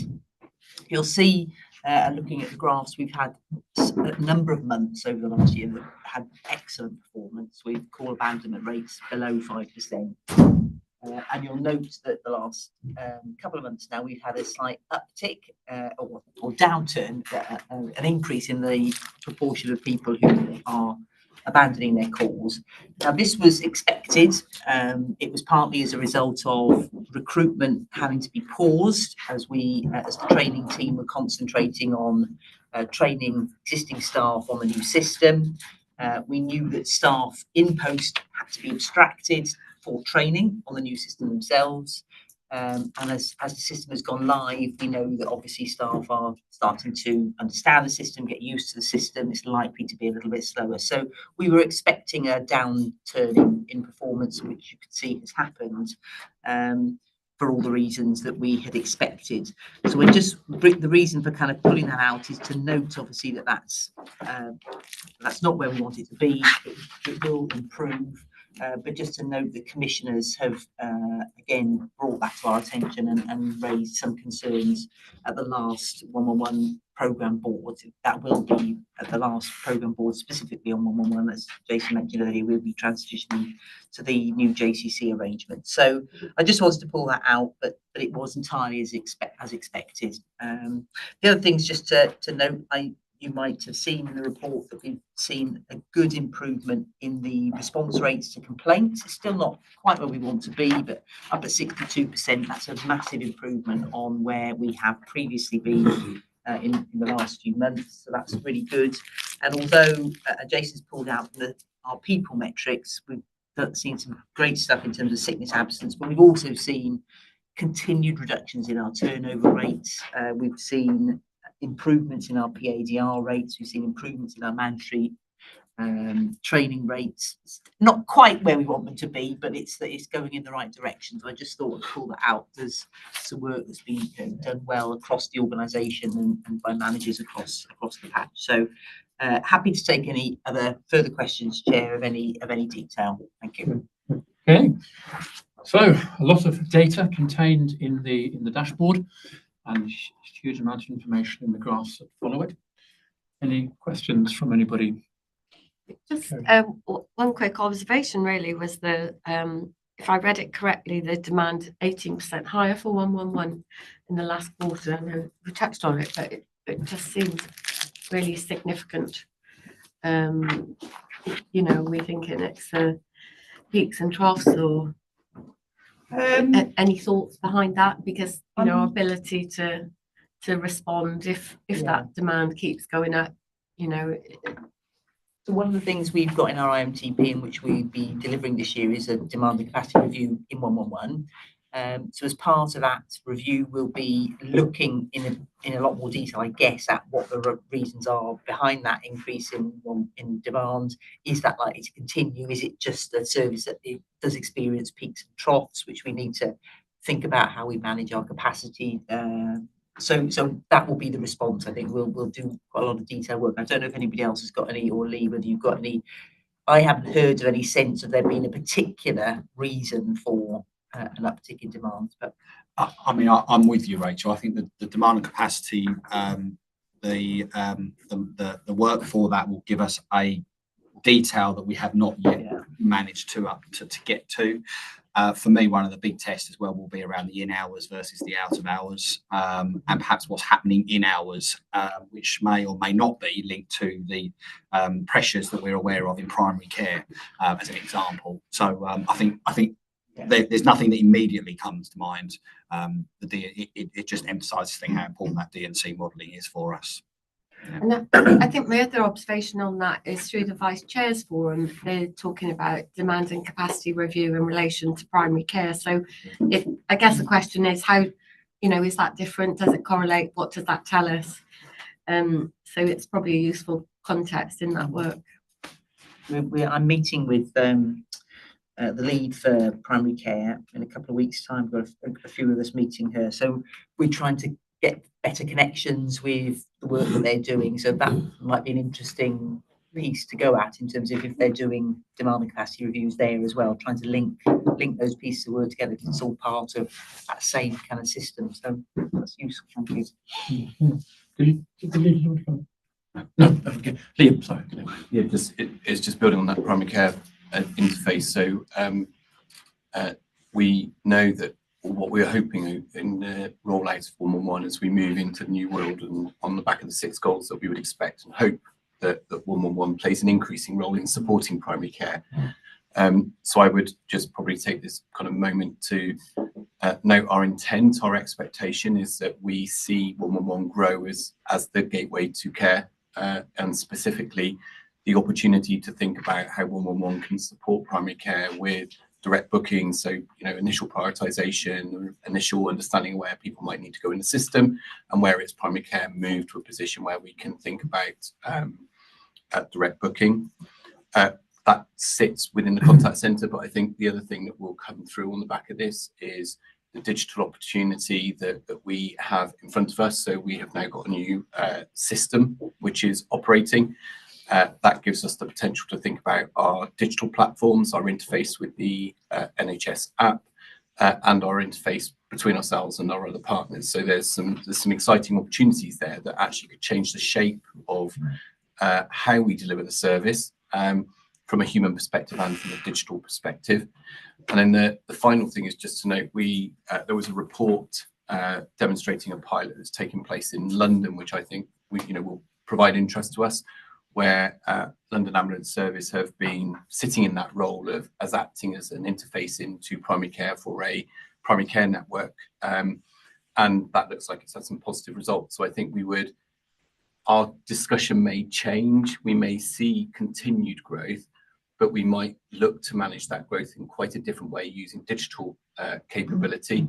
And also we would hope to plan for some growth, which allows primary care to be focused on those patients that are most frail, most complex, most in need, and that would be a way we could contribute into the system and hopefully assist. Thanks, Chair. Just on that, Kerry, and it sort of picks up both points really, the demand and capacity bit and the future plan. 111 historically has been seen as a sort of new service. Well, I think this is perhaps an indication of it's now established as a service. People are using it, where before they may have been unaware or they may have used it, in extremis. And we just need to be quite careful in our thinking around it because, in the messaging, we're asking people to use 111. Health boards are asking people to use 111 to defray demand from the wrong end of the system. So if we weren't seeing an uptick in the use of 111, I would be more concerned because it would mean that those people were still materialising either in our 999 service or in, EDs. So it's just, that demand and capacity bit is well made and the future plan is well made. But actually, what we should see is people will repeat use the service if they've had a good experience of it. So certainly on the telephone-based element of the service, I would like to think that we're perhaps seeing, if I can use the phrase, repeat customers, which is driving up demand because they've had a good experience of us. So we just need to be careful that we're not worried about the penny in the bun. We worry about people calling it 999 inappropriately. This is the alternative. So we mustn't be worried about seeing additional demand. It's just a question of are we geared up for it? And picking up Liam's point, some of the work that we absolutely must do around the digital offer to make that available to those for whom a digital offer is both welcome and appropriate. Can I just a quick comment on paragraph 20, the PADRs. Improving up to 78.46%. It would be really interesting to know what the percentage of those available to undertake PADRs is. rather than 78.46% of 100%. You see what I mean? Yeah. Because there will inevitably be some members of staff who will, for legitimate reasons, not be available to undertake a PADR. And understanding that would make more sense of the numbers, I think. Just in terms of, is the challenge really over 20%, or is the challenge really 10%? Because 10% have legitimate reasons for not being available. Just an observation. Yeah, and so it's unrealistic to ever get to 100% because there'll be people on long-term sick and there'll be people Exactly all of that. Yeah. Exactly. So even in a perfect world, you wouldn't have 100%. The target should be 100% though. Any other questions or comments on the MIQPR? The only comment I would make, perhaps in summary, is something that was just interesting last night, being in the 111 call centre and listening to calls and just responding or reflecting really on what Estelle was saying, the increasing demand. I think, although it's only anecdotal, what I saw just on the first 4 calls, to some extent, I think reflect some of the changes within the community that we are aware of. 2 of the first 4 calls were dental, where people had tried to manage dental symptoms. One was a broken tooth, which was now developing to an abscess. Pain over a week had gradually increased and getting to a point where they needed help. And the other was some kind of a swelling and pain in the jaw.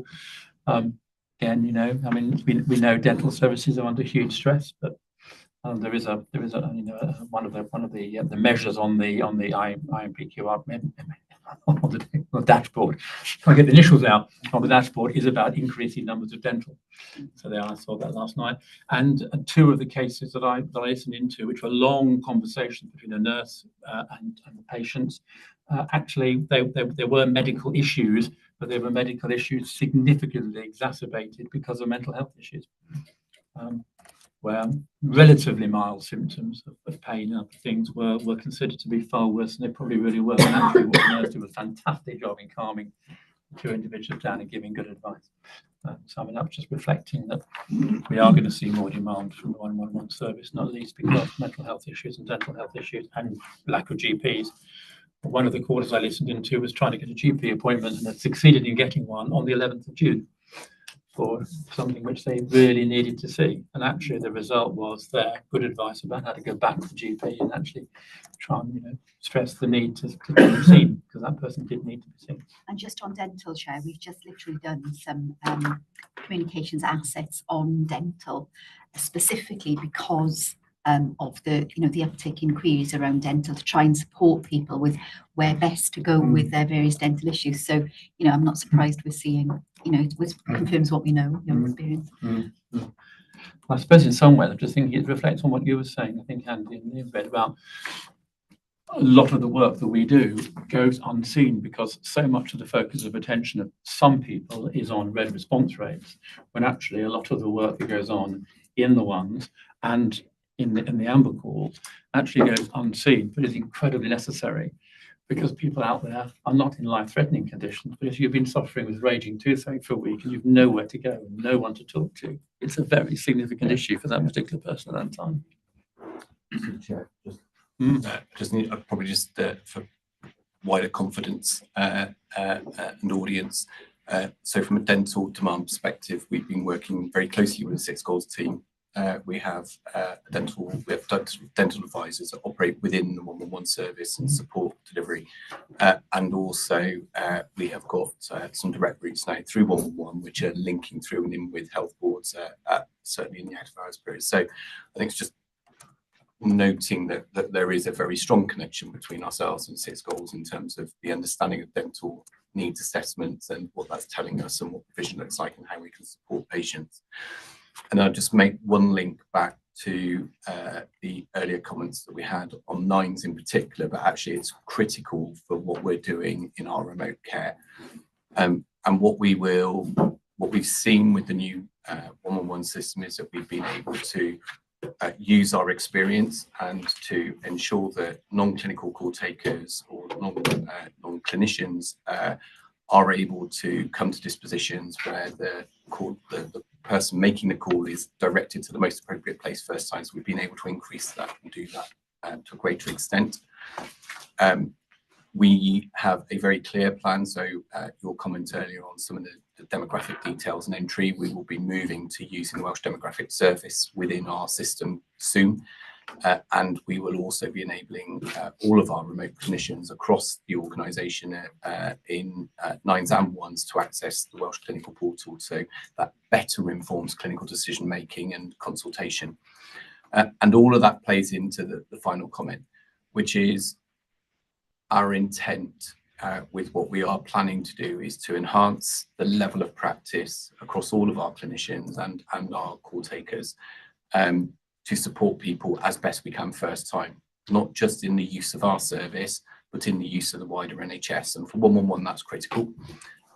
And so building the confidence, the competence and the understanding of all of our clinicians' knowledge, enabling that and giving confidence to others in their decision making in order that services are directly accessed. All of the things that we talk about from a paramedic on the front line in an EA actually becomes very true of what we need to do remotely as well. So come back to the demand. We want, in some ways, we want demand to go up in UEC, sorry, 111 in urgent emergency care in that space, because what it allows other clinicians in other places to do is receive patients that they are best placed to care for and not have to filter at every single level. So that demand profile will go up for all the reasons we described, but what we have to do with it is continue to grow our clinical workforce to meet that need and to better signpost people into the system or enable them to self-care through various means of their own. No, and I can confirm absolutely that on those 2 dental cases, that's exactly what happened. But in both cases, they were automatically connected with urgent dental services in North Wales, in both cases, funnily enough, with the expectation anyway that the emergency dental services provided by the health board would make contact with them directly. So that loop was hopefully reconnected in both cases, which is what should be happening. Okay, any other final questions? We're asked to note the data, which we duly do. All right, let's move on. Chris, we started and Jason started talking about finances, so we now circle round to finances. And over to you, Chris. I think we missed a couple. Sorry. Have we missed one? Sorry. We're on item 11, Chair. How long was I in the toilet? Oh, Sorry, my apologies. My apologies. We have. Too much info already. We have. I should be. I'm so keen. I turned 2 pages over. Right, indeed. Yes. I can do whatever now, but you know, just keep the going. Chris, no, you can relax. It's incompetent chairing yet again. Oh. Unfortunately, I'm 3 people away. No, only 1 person away from the board sector. Her pen was poised. Yeah. It's her yellow notes, but you've no notes handy. So, right. Okay, right. So good. All right. So we've missed number 11, haven't we? Which is, so I haven't missed it, but we're coming to it. Number 11, the risk management. So Trish, your moment. Your moment in the spotlight. Thanks, Chair. So the board's got the full risk report in front of us, in front of you as usual. But the exec summary draws out, as we agreed, those 5 highest rated risks. All of the committees have reviewed these in this quarter as well. So you'll see in their AAA reports that comes through. So I'll just draw out a couple of these highest rated risks. So as Kevin pointed out with 223 and 224, a lot of the discussion we had in the patient harm and mitigation action plan. But you'll also see in the bigger BAF, in the BAF document, scattering through this, the additions are in blue. So you can see actually actions that we are taking are turning into controls as well. So these are being reviewed on a constant basis. So there's 223 and 224 are quite closely aligned. And also we've got sort of further mitigations and transformative actions in the IMTP to address those as well. And obviously the AAA from Quest deals with that in a bit more detail. On 160, a significant number of actions have been added to this risk since the last review. And you'll see also that the controls and assurances have been strengthened as well.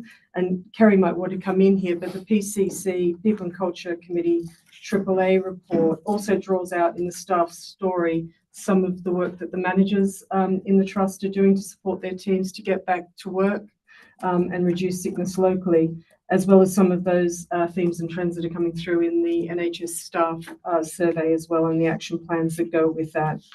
On 201, People and Culture Committee also undertook a deep dive in that. And if you look at their AAA report, you'll see a section in the risk section on that reputation risk, sets it out in a bit more detail.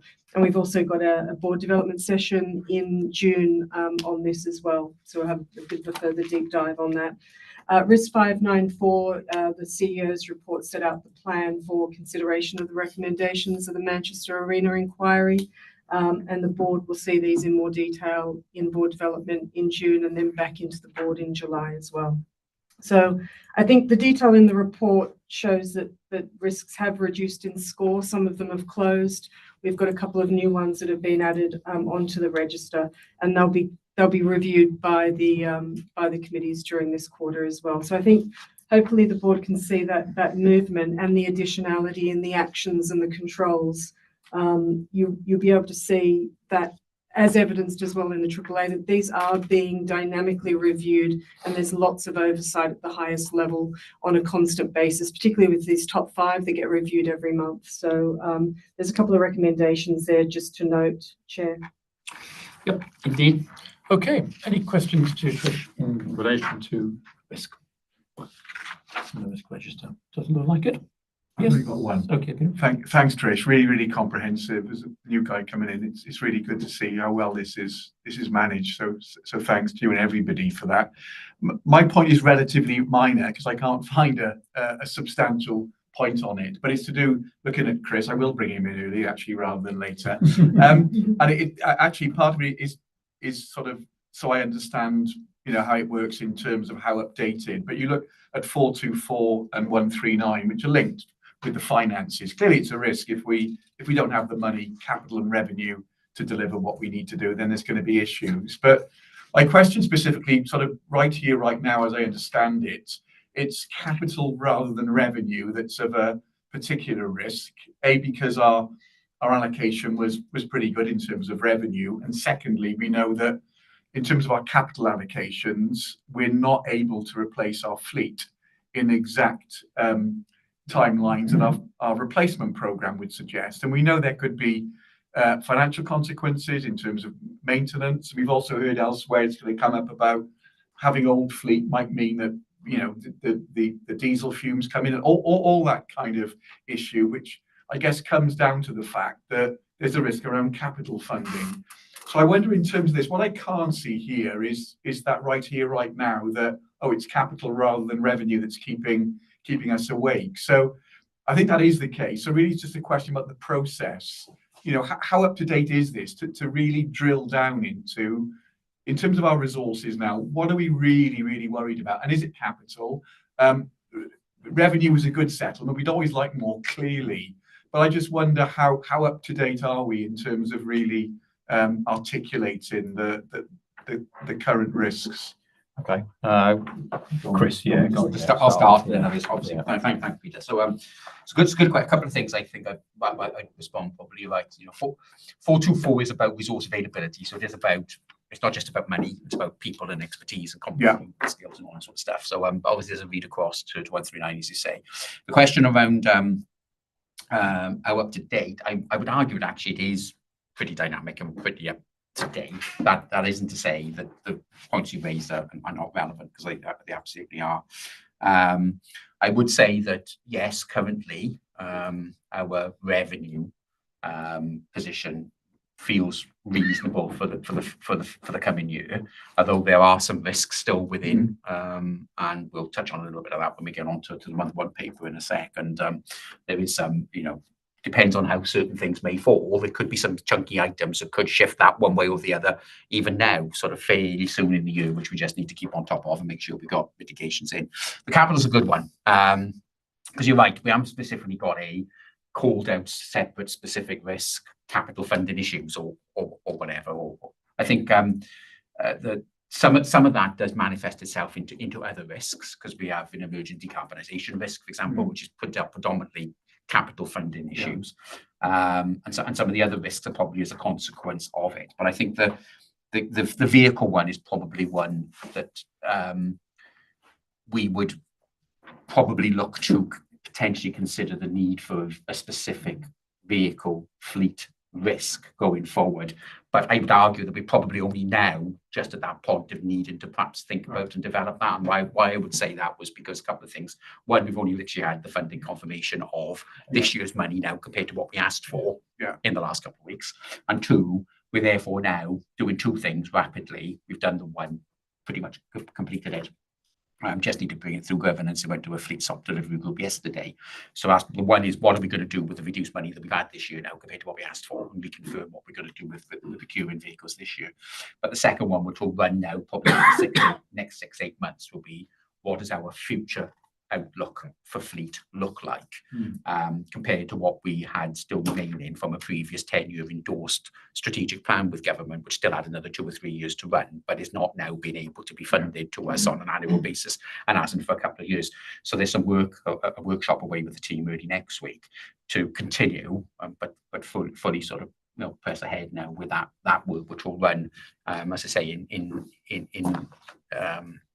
through the next few months in tandem with us developing the business case for next year, which will be the first year of what this new 3 to 5 year outlook for fleet will start to look like, which will be different, which will inevitably be different because we'll have to accept we're clearly not getting the money that we would have wanted or needed to keep up with the pace of the previous fleet replacement program. So we have to accept that, but it also gives us the opportunity to bring in other things that are emerging in the fleet space and also what fleet we might need based on changes to our clinical model potentially going forward, where we can still press ahead with some of the electrification and decarbonisation of the fleet. And I guess alongside that bit of work, we can then consider how much we need to flag or consider separating out a risk around the impact of what that might look like compared to what it should look like based on the existing SOP, if that makes sense. So it's probably now the time to consider about a separate, particularly fleet as a result, because the rest of the capital project, we could always spend more, we could always do it more, can we? But we've got a good process in place of prioritising what we spend from our discretionary capital. We do punch above our weight a little bit in terms of some of the additional or Wales capital we've attracted, particularly for some of the decarbonisation, estates, fire sort of stuff over the last couple of years. So you're right to put out this, it is the fleet probably impact going forward. The short-term impact of which we've always said is probably more of a cost one. It's a revenue cost one because we'll have to run our vehicles longer, older. There'll be more breakdowns, more repairs needed. But there's only there's a finite impact of that as well. At some point, there'll be a tipping point of it having other impacts that we may have to consider in considering a risk in that way. So I think we'll work on that as we do this piece of work over the next few months. Thank you. I mean, look, just to build on everything that Chris has said, I mean, this is the third consecutive year that we haven't secured the level of capital funding for fleet replacement that we've signalled we need. So, on the basis that it's the third consecutive year, my working assumption now is that we have to assume that the level we've attracted in the last 3 years is what we're going to attract going forward. So that means that we need to take a different look, a different view, if you like, on the type of fleet that we operate, which Chris has referred to, and clearly, we do need to think about creating a risk on the register for that, certainly in the short term, whilst we transition to whatever the new fleet may look like. But we're in a place now where we have to assume that we're not going to attract what we used to get before. And therefore that clearly is going to mean a different approach. Thank you. Because it largely is what roughly it's 50%, Chris, isn't it? It's landed at about 50% of what would be required for us to do as per our strategic plan, the replacement. And this is all replacement. There's no additionality in this. This is all about just replacing, old for new, and keeping our vehicles up to the asset lives that they should be, etc. In that kind of context. So it's been broadly about 50% of what's required. So accepting that that's probably the kind of level that we're looking at going forward. We need to see how we smooth the impacts, minimise the impact on that around and the various mixes of fleet and smooth that impact to equalise it across as much of the fleet as we can. Where does the prioritisation of some of that sit, in terms of usage of vehicles and the like, but also how we can change some of the mix of the fleet, maybe some of the types and models of fleet that we use to maximise the value of the money that we will hopefully still be getting, even at a reduced level. Okay, thanks, Chris. Thanks, Ben. Trish, you want to? Thanks. Yeah, I just wanted to come back on a couple of process things, Peter. So on the review, so there's the review dates on each of the BAFs, but those lower rated risks don't get reviewed as much. So the red rated risks, 15 to 25s, are a monthly. Arguably, they're not going to move much in the month, but they are reviewed monthly. The others are reviewed quarterly. But I think Finance and Performance Committee look at these every 2 months, particularly the finance ones. But on 139, we've kept that on the corporate risk rate on this BAF because we wanted to keep an eye on it. But normally at 8, it wouldn't be on there. And if you look at 283, we've de-escalated it, but we made a conscious decision to keep it on there because we weren't sure how it was going to move. So it is quite sort of dynamic as far as that's concerned. I think a lot of this will change as we move into the strategic BAF later on in this year, because the board will see something very different. Although these are our principal risks, the board will be looking at the strategic BAF as a whole related to our strategic objectives. So this will move, and the audit committee will have a key part to play in how that plays out, and you'll see that coming in the next couple of meetings as well. Thank you. Okay, no more questions to Trish on the risk. There are various things we were asked to note there, that the risk scores going down, de-escalation of risks, and new risks being added, and so on. So we've all noted those various items. So if everyone's content with that, we'll move on. So we move on to item 12. Still not you, Chris, but almost. Very nearly. We are getting closer. Item 12, integrated medium-term plan. Look back and look forward. Yeah, thank you.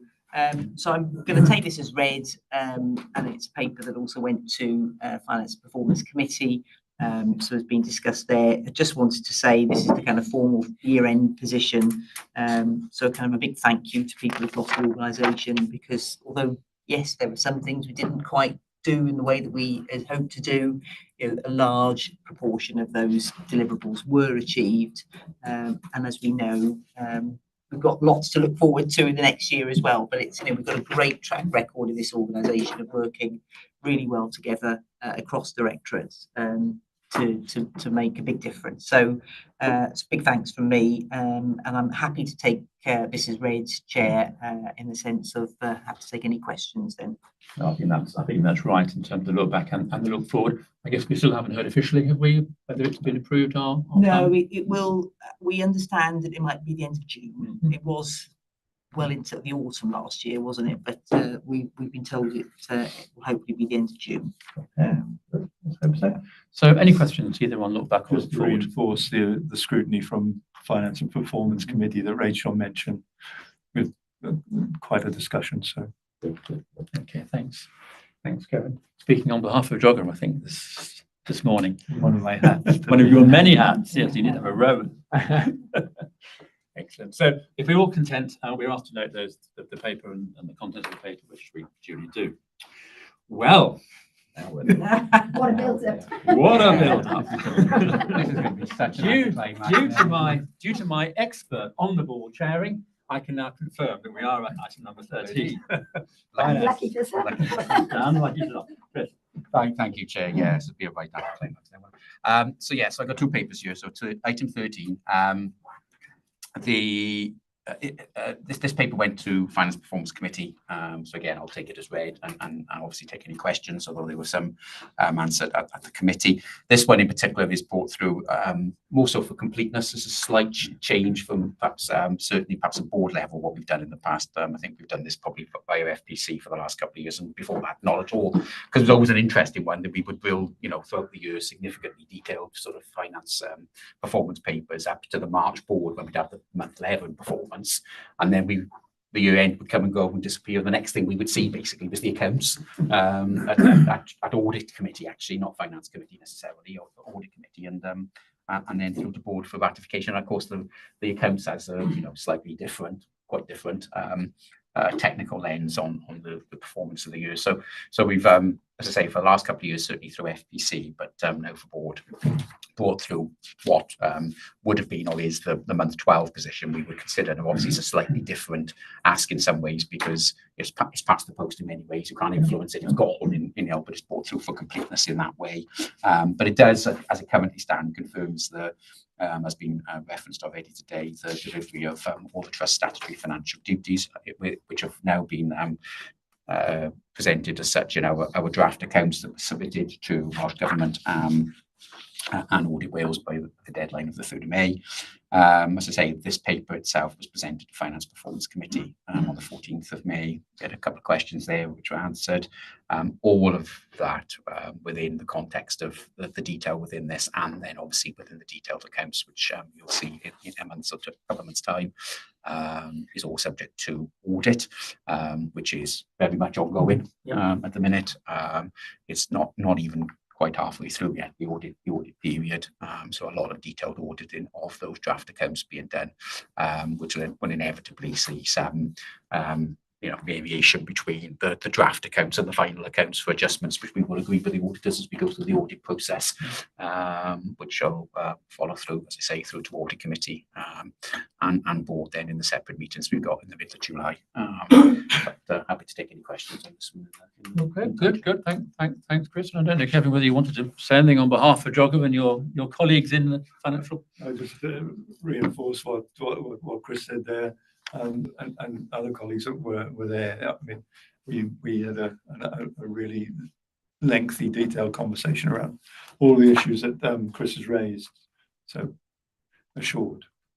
Okay, so unless you've got something, Peter. I just want to add very quickly, there was a scrutiny, and just to congratulate Chris and the team, because I've been through this in a different environment, and to land the proverbial jumbo on a postage stamp is not easy. There's a lot of hard work that goes into that, I know. So well done to everybody who's got this. Clearly it's subject to audit, but Kevin's absolutely right. There was a lot of scrutiny in terms of a lot of detail and questions that aren't relevant here. But I think we did get the assurance that these figures are pretty good. So fingers crossed for the audit. So well done, everyone. Yeah, absolutely echo that. We also asked a note about the savings plan, and I think, Andrew, you had the poison chalice, didn't you, of the what the term is now, but you were the officer responsible for delivering £6 million worth of savings.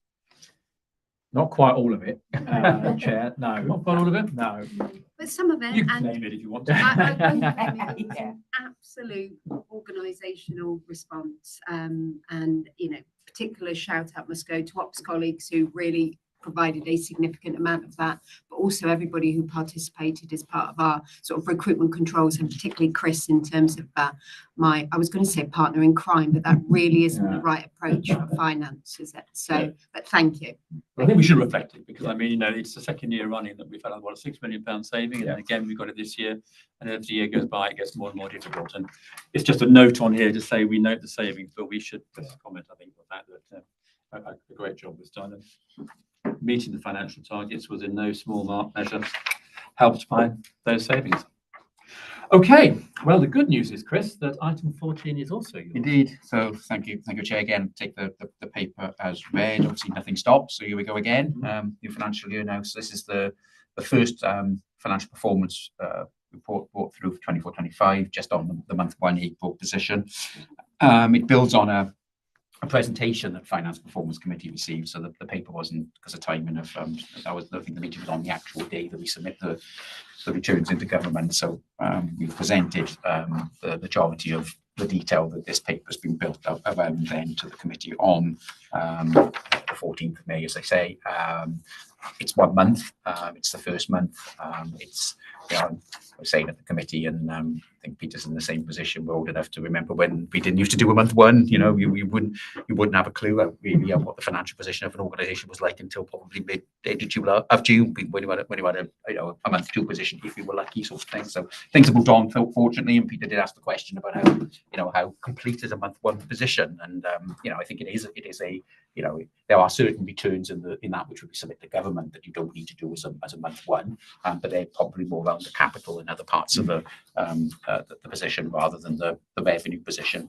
In terms of the actual position, in terms of phasing of the budgets that were approved at the board, in terms of the actuals that have been spent in that month against those budgets in the way in which they're phased, it's as robust as any other month is now. So it is a true position of where we are. But like I say, obviously, bearing in mind the context of it being early days in terms of the year with just 1 month's data.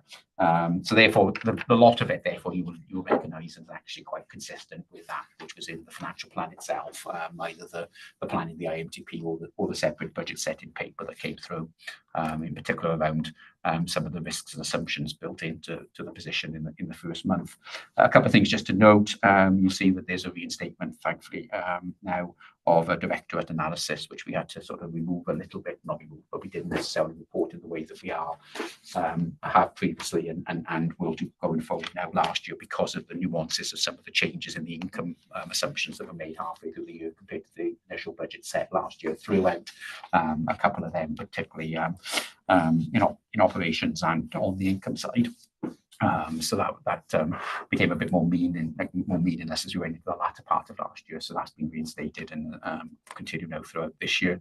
Obviously, as 1 month, you'll see minimal variation, across all of the delegated budgets, which you'll see in the table on paragraph 11.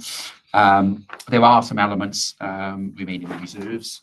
Myself and Jason have started and are continuing our one-to-ones, one-to-twos, two-to-ones, however you want to describe it, sort of just delegated budget discussions with directors, which explains, the month one budget that is being asked to be signed off, consistent again with the budget that the board approved at the end of March as part of that. But also again reconfirming that which is currently held in reserve for each delegated budget area, but which will be dedicated into the budget as we go through the year and as we enact some of the additionality and spend in this year's plan that perhaps we haven't had in previous year's plans, and some of the phasing around some of that. So it's to pull that out and to highlight that. The key assumptions and income levels, and importantly, I suppose, the things which we continue to not assume, or assume in a different way, I suppose, in the costs or forecast in particular for this year is still key, and in particular the 3 items referenced in paragraph 25. There is continuing need every month to submit a risk analysis into government, and so we've quantified some of the risks. We're not able necessarily to quantify all of them at this very early stage in the year. We look to quantify more again as we can in month 2 and certainly by the end of Q1 around what some of those risks might be. So this does come back to the previous point, previous discussion around risk in the context of, yes, we've had a good settlement, we're in a reasonable good position revenue, we've got a balanced position. Month 1, we've got a forecast balanced position, and we've got an element of reserve to offset, and feed in for the additionality and spend that's been agreed as part of the IMTP. But there are risks already quantified, and there are more to come in terms of quantification. And in particular, those items within paragraph 25, I would draw out as being the areas of, not quantified as risks yet, but the assumptions that are made within it, which were consistent again with the assumptions clearly in our plan that we approved in the board, and continue to be relevant and continue to be live and consistent with that which we're reporting both in terms of the year to date, and we'll continue monthly to report on a year to date position until something changes to mitigate or materialize or crystallize some of those risks, and is certainly the basis on which our year-end forecast break even is built upon. So I think that's probably something to mainly note there. The only thing I was going to add just alongside this is a very brief reference to capital in year, but Finance Performance Committee did receive a detailed capital programme update paper. Obviously, capital takes that a little bit longer, and there's a little bit slower start, if you like, in the year as we approve things through the governance mechanisms to get spending in place. It does make a few passing paragraph references to the initial capital programme and confirms the fleet monies that we touched on just now. But like I say, just to note, as alongside that, a detailed update was provided. And in particular, the full discretionary capital programme in some detail was presented to F&P on the 14th of May as well. Good, thanks. Thanks very much, Chris. And obviously, from 1 month in, an awful lot could happen in the remaining 11 months. But Kevin, did you want to add anything in terms of FPC? Okay, any questions too? So month 1, it's just an indication of the direction of travel, and we're asked to note various things, including the Welsh Government monitoring return. Okay, if everybody's content, we'll move on. Yep. Okay, to item 15, which is a tutorage annual board committee effectiveness. Thank you, Chair. So this is a large pack of papers that we get this time every year and represents the annual effectiveness review for the board committees and the advisory group, which is the Welsh Ambulance Service Partnership Team, WASP, for 2023-24. I won't go through each of these, otherwise we'll go well into lunch, but I'll give a brief overview. But I wanted to be clear that all of these have been through the individual committees, and the full pack has been through the audit committee on the 30th of April. So these will all be very familiar to the people around the table. So you'll see that there are all but the charity committee effectiveness review is here, because that will be presented to the corporate trustee in a separate meeting this afternoon. But there are no issues to draw out for the board with respect to the charity committee as a result of that review. The board delegates a significant amount of work to our committees, and it is a really important part of our corporate governance framework. And I think that's really well set out in this Appendix 1, which is a matrix of what the committee remits are. And because of this, an effective committee structure is really vital to our framework. Make sure that it operates effectively, ethically, and responsibly. And whilst these regular reviews are really quite labour intensive for all involved in these, I think they are necessary to make sure that those mechanics and dynamics of our framework are fit for purpose. And it also demonstrates our commitment to our duty of quality as well. The audit committee has agreed an amended approach to the questionnaires for next year to increase engagement, and that might be something that Peter might want to comment on. The reflections of the board itself on its operating arrangements are set out in the paper at 14.1. A significant amount of really good work drawn out there, and some proposals for future development, which will include in the programme of work, including sort of those increased discussions on strategy, which we're having more and more of, the integration more of the AAA reports throughout the flow of these meetings, reductions in the volume of information, which is always the holy grail of any board, and challenge and visibility. So we'll make sure that we're working on those in the year, and you'll see a big list of those improvements at 14.2 as well, which the audit committee will keep an eye on. So all of the annual reports you've got follow a similar recipe, if you like. So they give an overview of the purpose and remit of each of the committees, its membership and attendance record for the year, which across all committees have been very good. They've all met as scheduled. They've all been quorate on each occasion. And the committee's collective view on their effectiveness, with good practice areas drawn out and areas for improvement, are set out in all of them as well. But I think what's really important to draw out is the huge volume of work that these committees get through, which is set out in some really great detail in these reports. And it's always sort of quite interesting when you get to the end of the year and really start going through that, to see the volume of work that these committees go through and then report and escalate through their AAAs. And lastly, the annual report looks back at the priorities and sets new priorities for this year. That's not additionality on their remit, but it's a particular focus on areas, and the board's got that as a separate annex. So the recommendations as endorsed by the audit committee, which if approved will soon become the Audit Risk and Compliance Committee, the ARAC, is to review these internal and external sources of assurance and be assured as to its own effectiveness and the effectiveness of those committees and the advisory group, and also approve the terms of reference and note the priorities, please, Chair. Good. Okay, that's fine. So are there any questions in relation to, as you say, a very large bundle of papers? Yeah. Not a question really, but I think an observation from me is just that it's quite an extensive piece of work. And but I think, Tris, you and your team always have an eye on quality.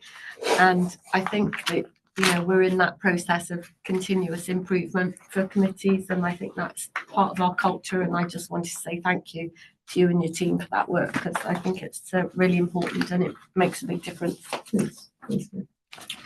Okay, thank you, Peter.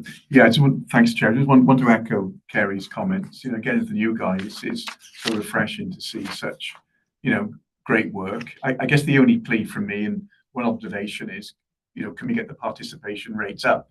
And I've been thinking about this, and inevitably there's going to be questionnaire fatigue when some people have 4, 5, 6 to do. That does happen. However, given the great work that we do when we do get the forms, I think just I guess, can we all think of ways possibly to increase that? One thought I've had, and I'm going to, in terms of just the audit committee that may work, because we're actually going to stick to the National Audit Office questionnaire, which is quite long, is that rather than do it once in a year and be faced with a big long set of questions, could we break the questionnaire and the themes up into bite-sized chunks throughout the year and almost complete it quarter by quarter, such that when you do come to the end of the year, you're not faced with a huge long, and that's just one idea that may help and sort of adds to the sort of continuous improvement. But in terms of other committees, as Trish alluded to, I think it is sensible to reduce the questions to a manageable 3, which essentially are what's working well, what could we do better, and what are the training and development needs.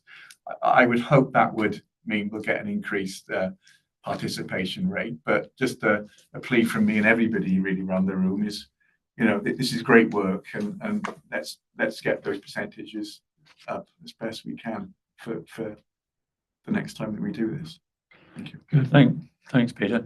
And I think for anybody watching outside, we started the meeting with my usual brief description of the role of governance in this board. I think this paper shows just how deep each of the individual committees go in terms of its forensic analysis of the progress in specific subject areas.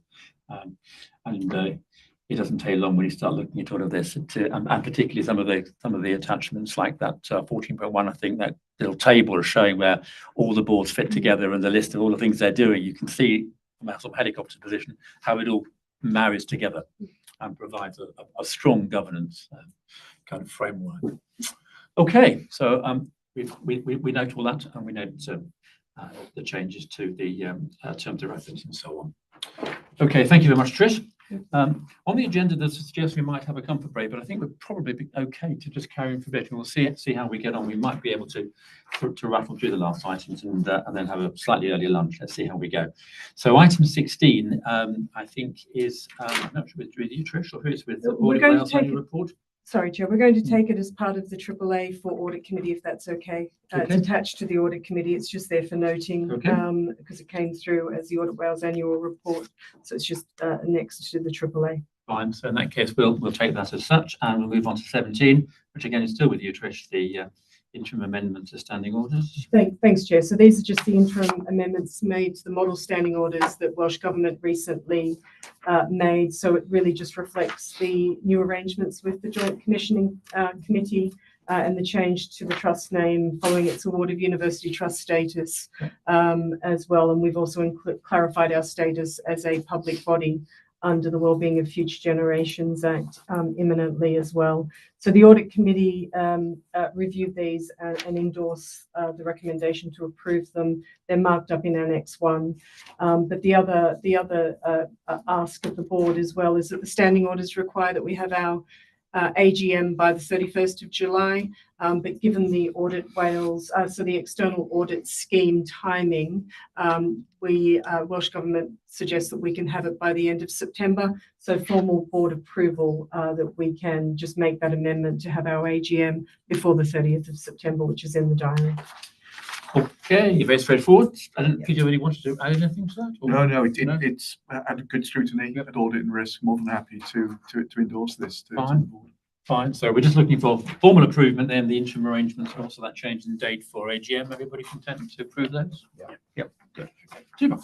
Right. In that case, we're moving on to the last few items, which are the board committee reports, AAA reports, and so on. We'll just run through those. So I think. Kevin, in 11th Hannah Academic Partnership Committee, anything you wanted to add to the AAA reports? Just a couple of things. We recognise the challenge in recruiting an academic non-executive director, and appreciate the work that's being done by colleagues. The obviously university status was very welcome after all the work that. Colleagues put in the run-up to that, significant amount of work over a significant amount of time. The chair has attended, as research champion, attended a workshop in North Wales recently. There was discussion around, well, there was an update on the amount of projects in the trust's research portfolio, which is significant. and we've recommended that the board development might, benefit from an airing of much of that, because it doesn't get cited. We didn't feel in the amount, in the light of the amount of work that's going on. We also talked about the IMTP and the 4 priorities that we identified when we were going to look at university status, recognized that actually those 4 priorities are dealt with by other committees. So the committee will concentrate on the research portfolio and the governance related to it. Academic Partnership Task and Finished Committee has completed its work, and we recognise the closing of that particular group. Okay, good. Any questions on Academic Partnership? No. So then moving on to Audit Committee. Peter?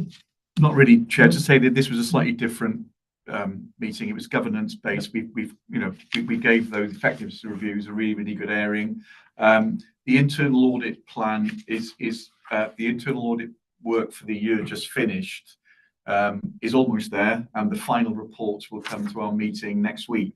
So that will complete, and then we'll have a draft internal audit opinion from the head of internal audit. Aside from that, Chair. Okay, nothing else. Good. Trish, I don't have any really comment, but there was a suggestion here that Fleur might join us for this, but No, she's not. No, she's not.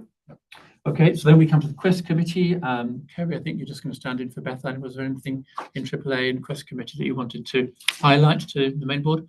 Yeah, I think just a few points. So particularly around the alert section and the risk that we've already talked about extensively today. But, at the time, I think in January, there was 27,000 hours lost, improved slightly in February and March. But, we talked about the impact of that, over 2,000 patients waiting over 12 hours and one patient waiting almost 47 hours.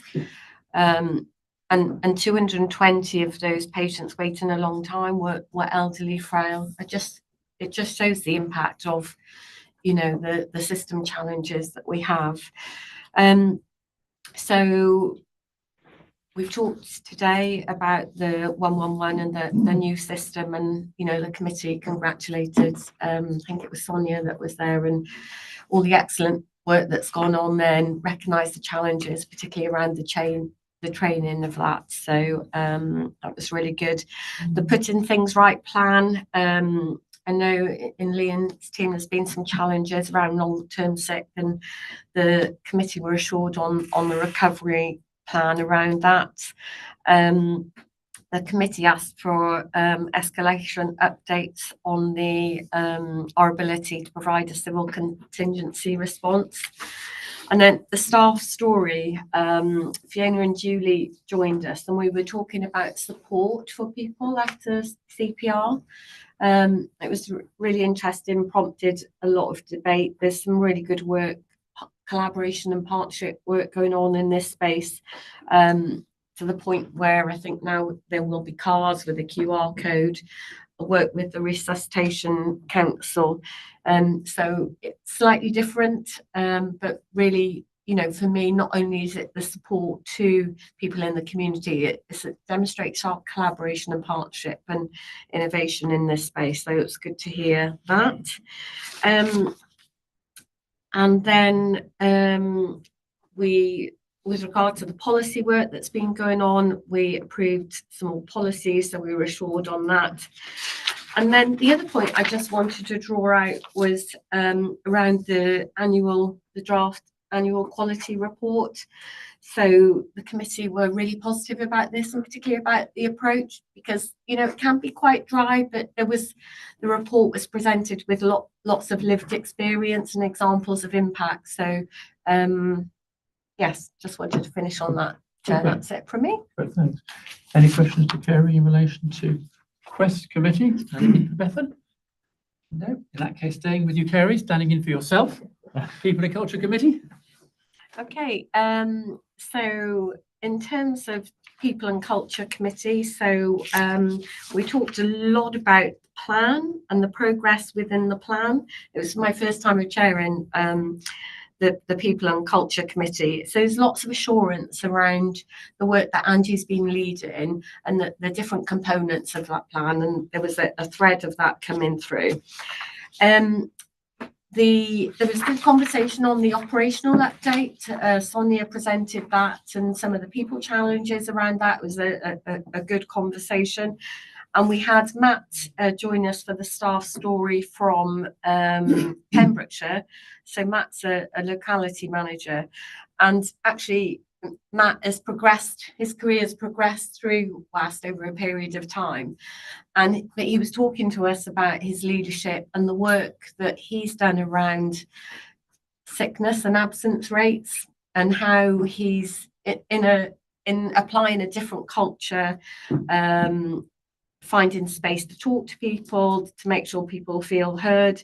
I think it was a really good example of where we've improved the sickness rates and actually where the leadership, supporting people through the leadership, but through Matt's approach has really made a significant impact. And we also talked about how that then could be lifted to other areas. So it was a really positive story. We talked earlier about stress and burnout, the NHS staff survey, but the committee very much focused on that. We approved some policies, and so yeah, just on the priorities moving forward, I think just to remind the board that we're going to be continuing to look at the strategic equality objectives, which we've talked about a lot, but I think hoping to see more progress around that next year. And the Speaking Up Safely work that has been very prevalent in the committee. I think it's just for board to be mindful of, we are seeing an increase in people speaking up, and whilst those numbers are increasing, I think it's really important that we recognise that's a good thing. Because we're able to address those challenges and, address some of the cultural issues around that. So that's it from me. Thank you, Chair. Good, thank you. Thanks, Kevin. Any questions in relation to that committee? No. Okay, then moving on to Kevin, who's going to put your jogger hat on and talk about Finance and Performance Committee. Over and above what Chris and Peter and other colleagues in the financial world have discussed this morning, there were some really important areas discussed at the last board, not least the digital plan refresh 24 to 2019, 2024 to 2029, and looking at innovation and design and how to take forward the opportunities that digitization will bring us in the future, and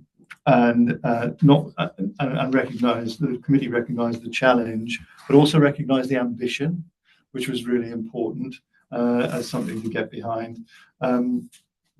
We were assured that the revenue and capital finances for the plan going forward were in place, so that was welcome. Again, I'll just pull out a couple of things. The members were updated on the Trust's information governance toolkit, which had been tested with regard to secure handling of patient data against legal and regulatory requirements. There's good compliance, but there are some areas that need work. There's a plan being promulgated, and that's going to be worked through and reported back to the committee in due course. Chris has talked about the financial position already. The ambulance care program, we looked at some of the issues with regard to that and some of the challenges regard to that. And there's some reports coming back to the committee in the future.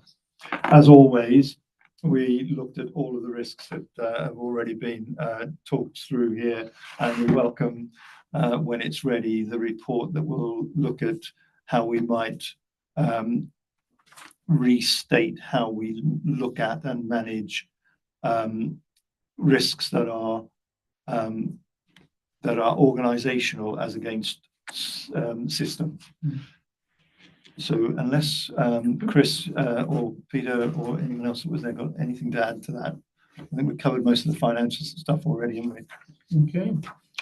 Looking around, doesn't look like any questions. Excellent, thank you very much indeed. Right, so moving on then, the last couple of items, we've got minutes of board committees which have all been attached and they've been approved by the various committees. That's for information. There's also a Joint Wales Committee update report for also for information. Any other business? I don't have any notifications of any other business items, so that's good. Date of next meetings, we've got 2 meetings coming up. We've got one which is on Teams, which is about accounts, I believe, which is on the 12th of July.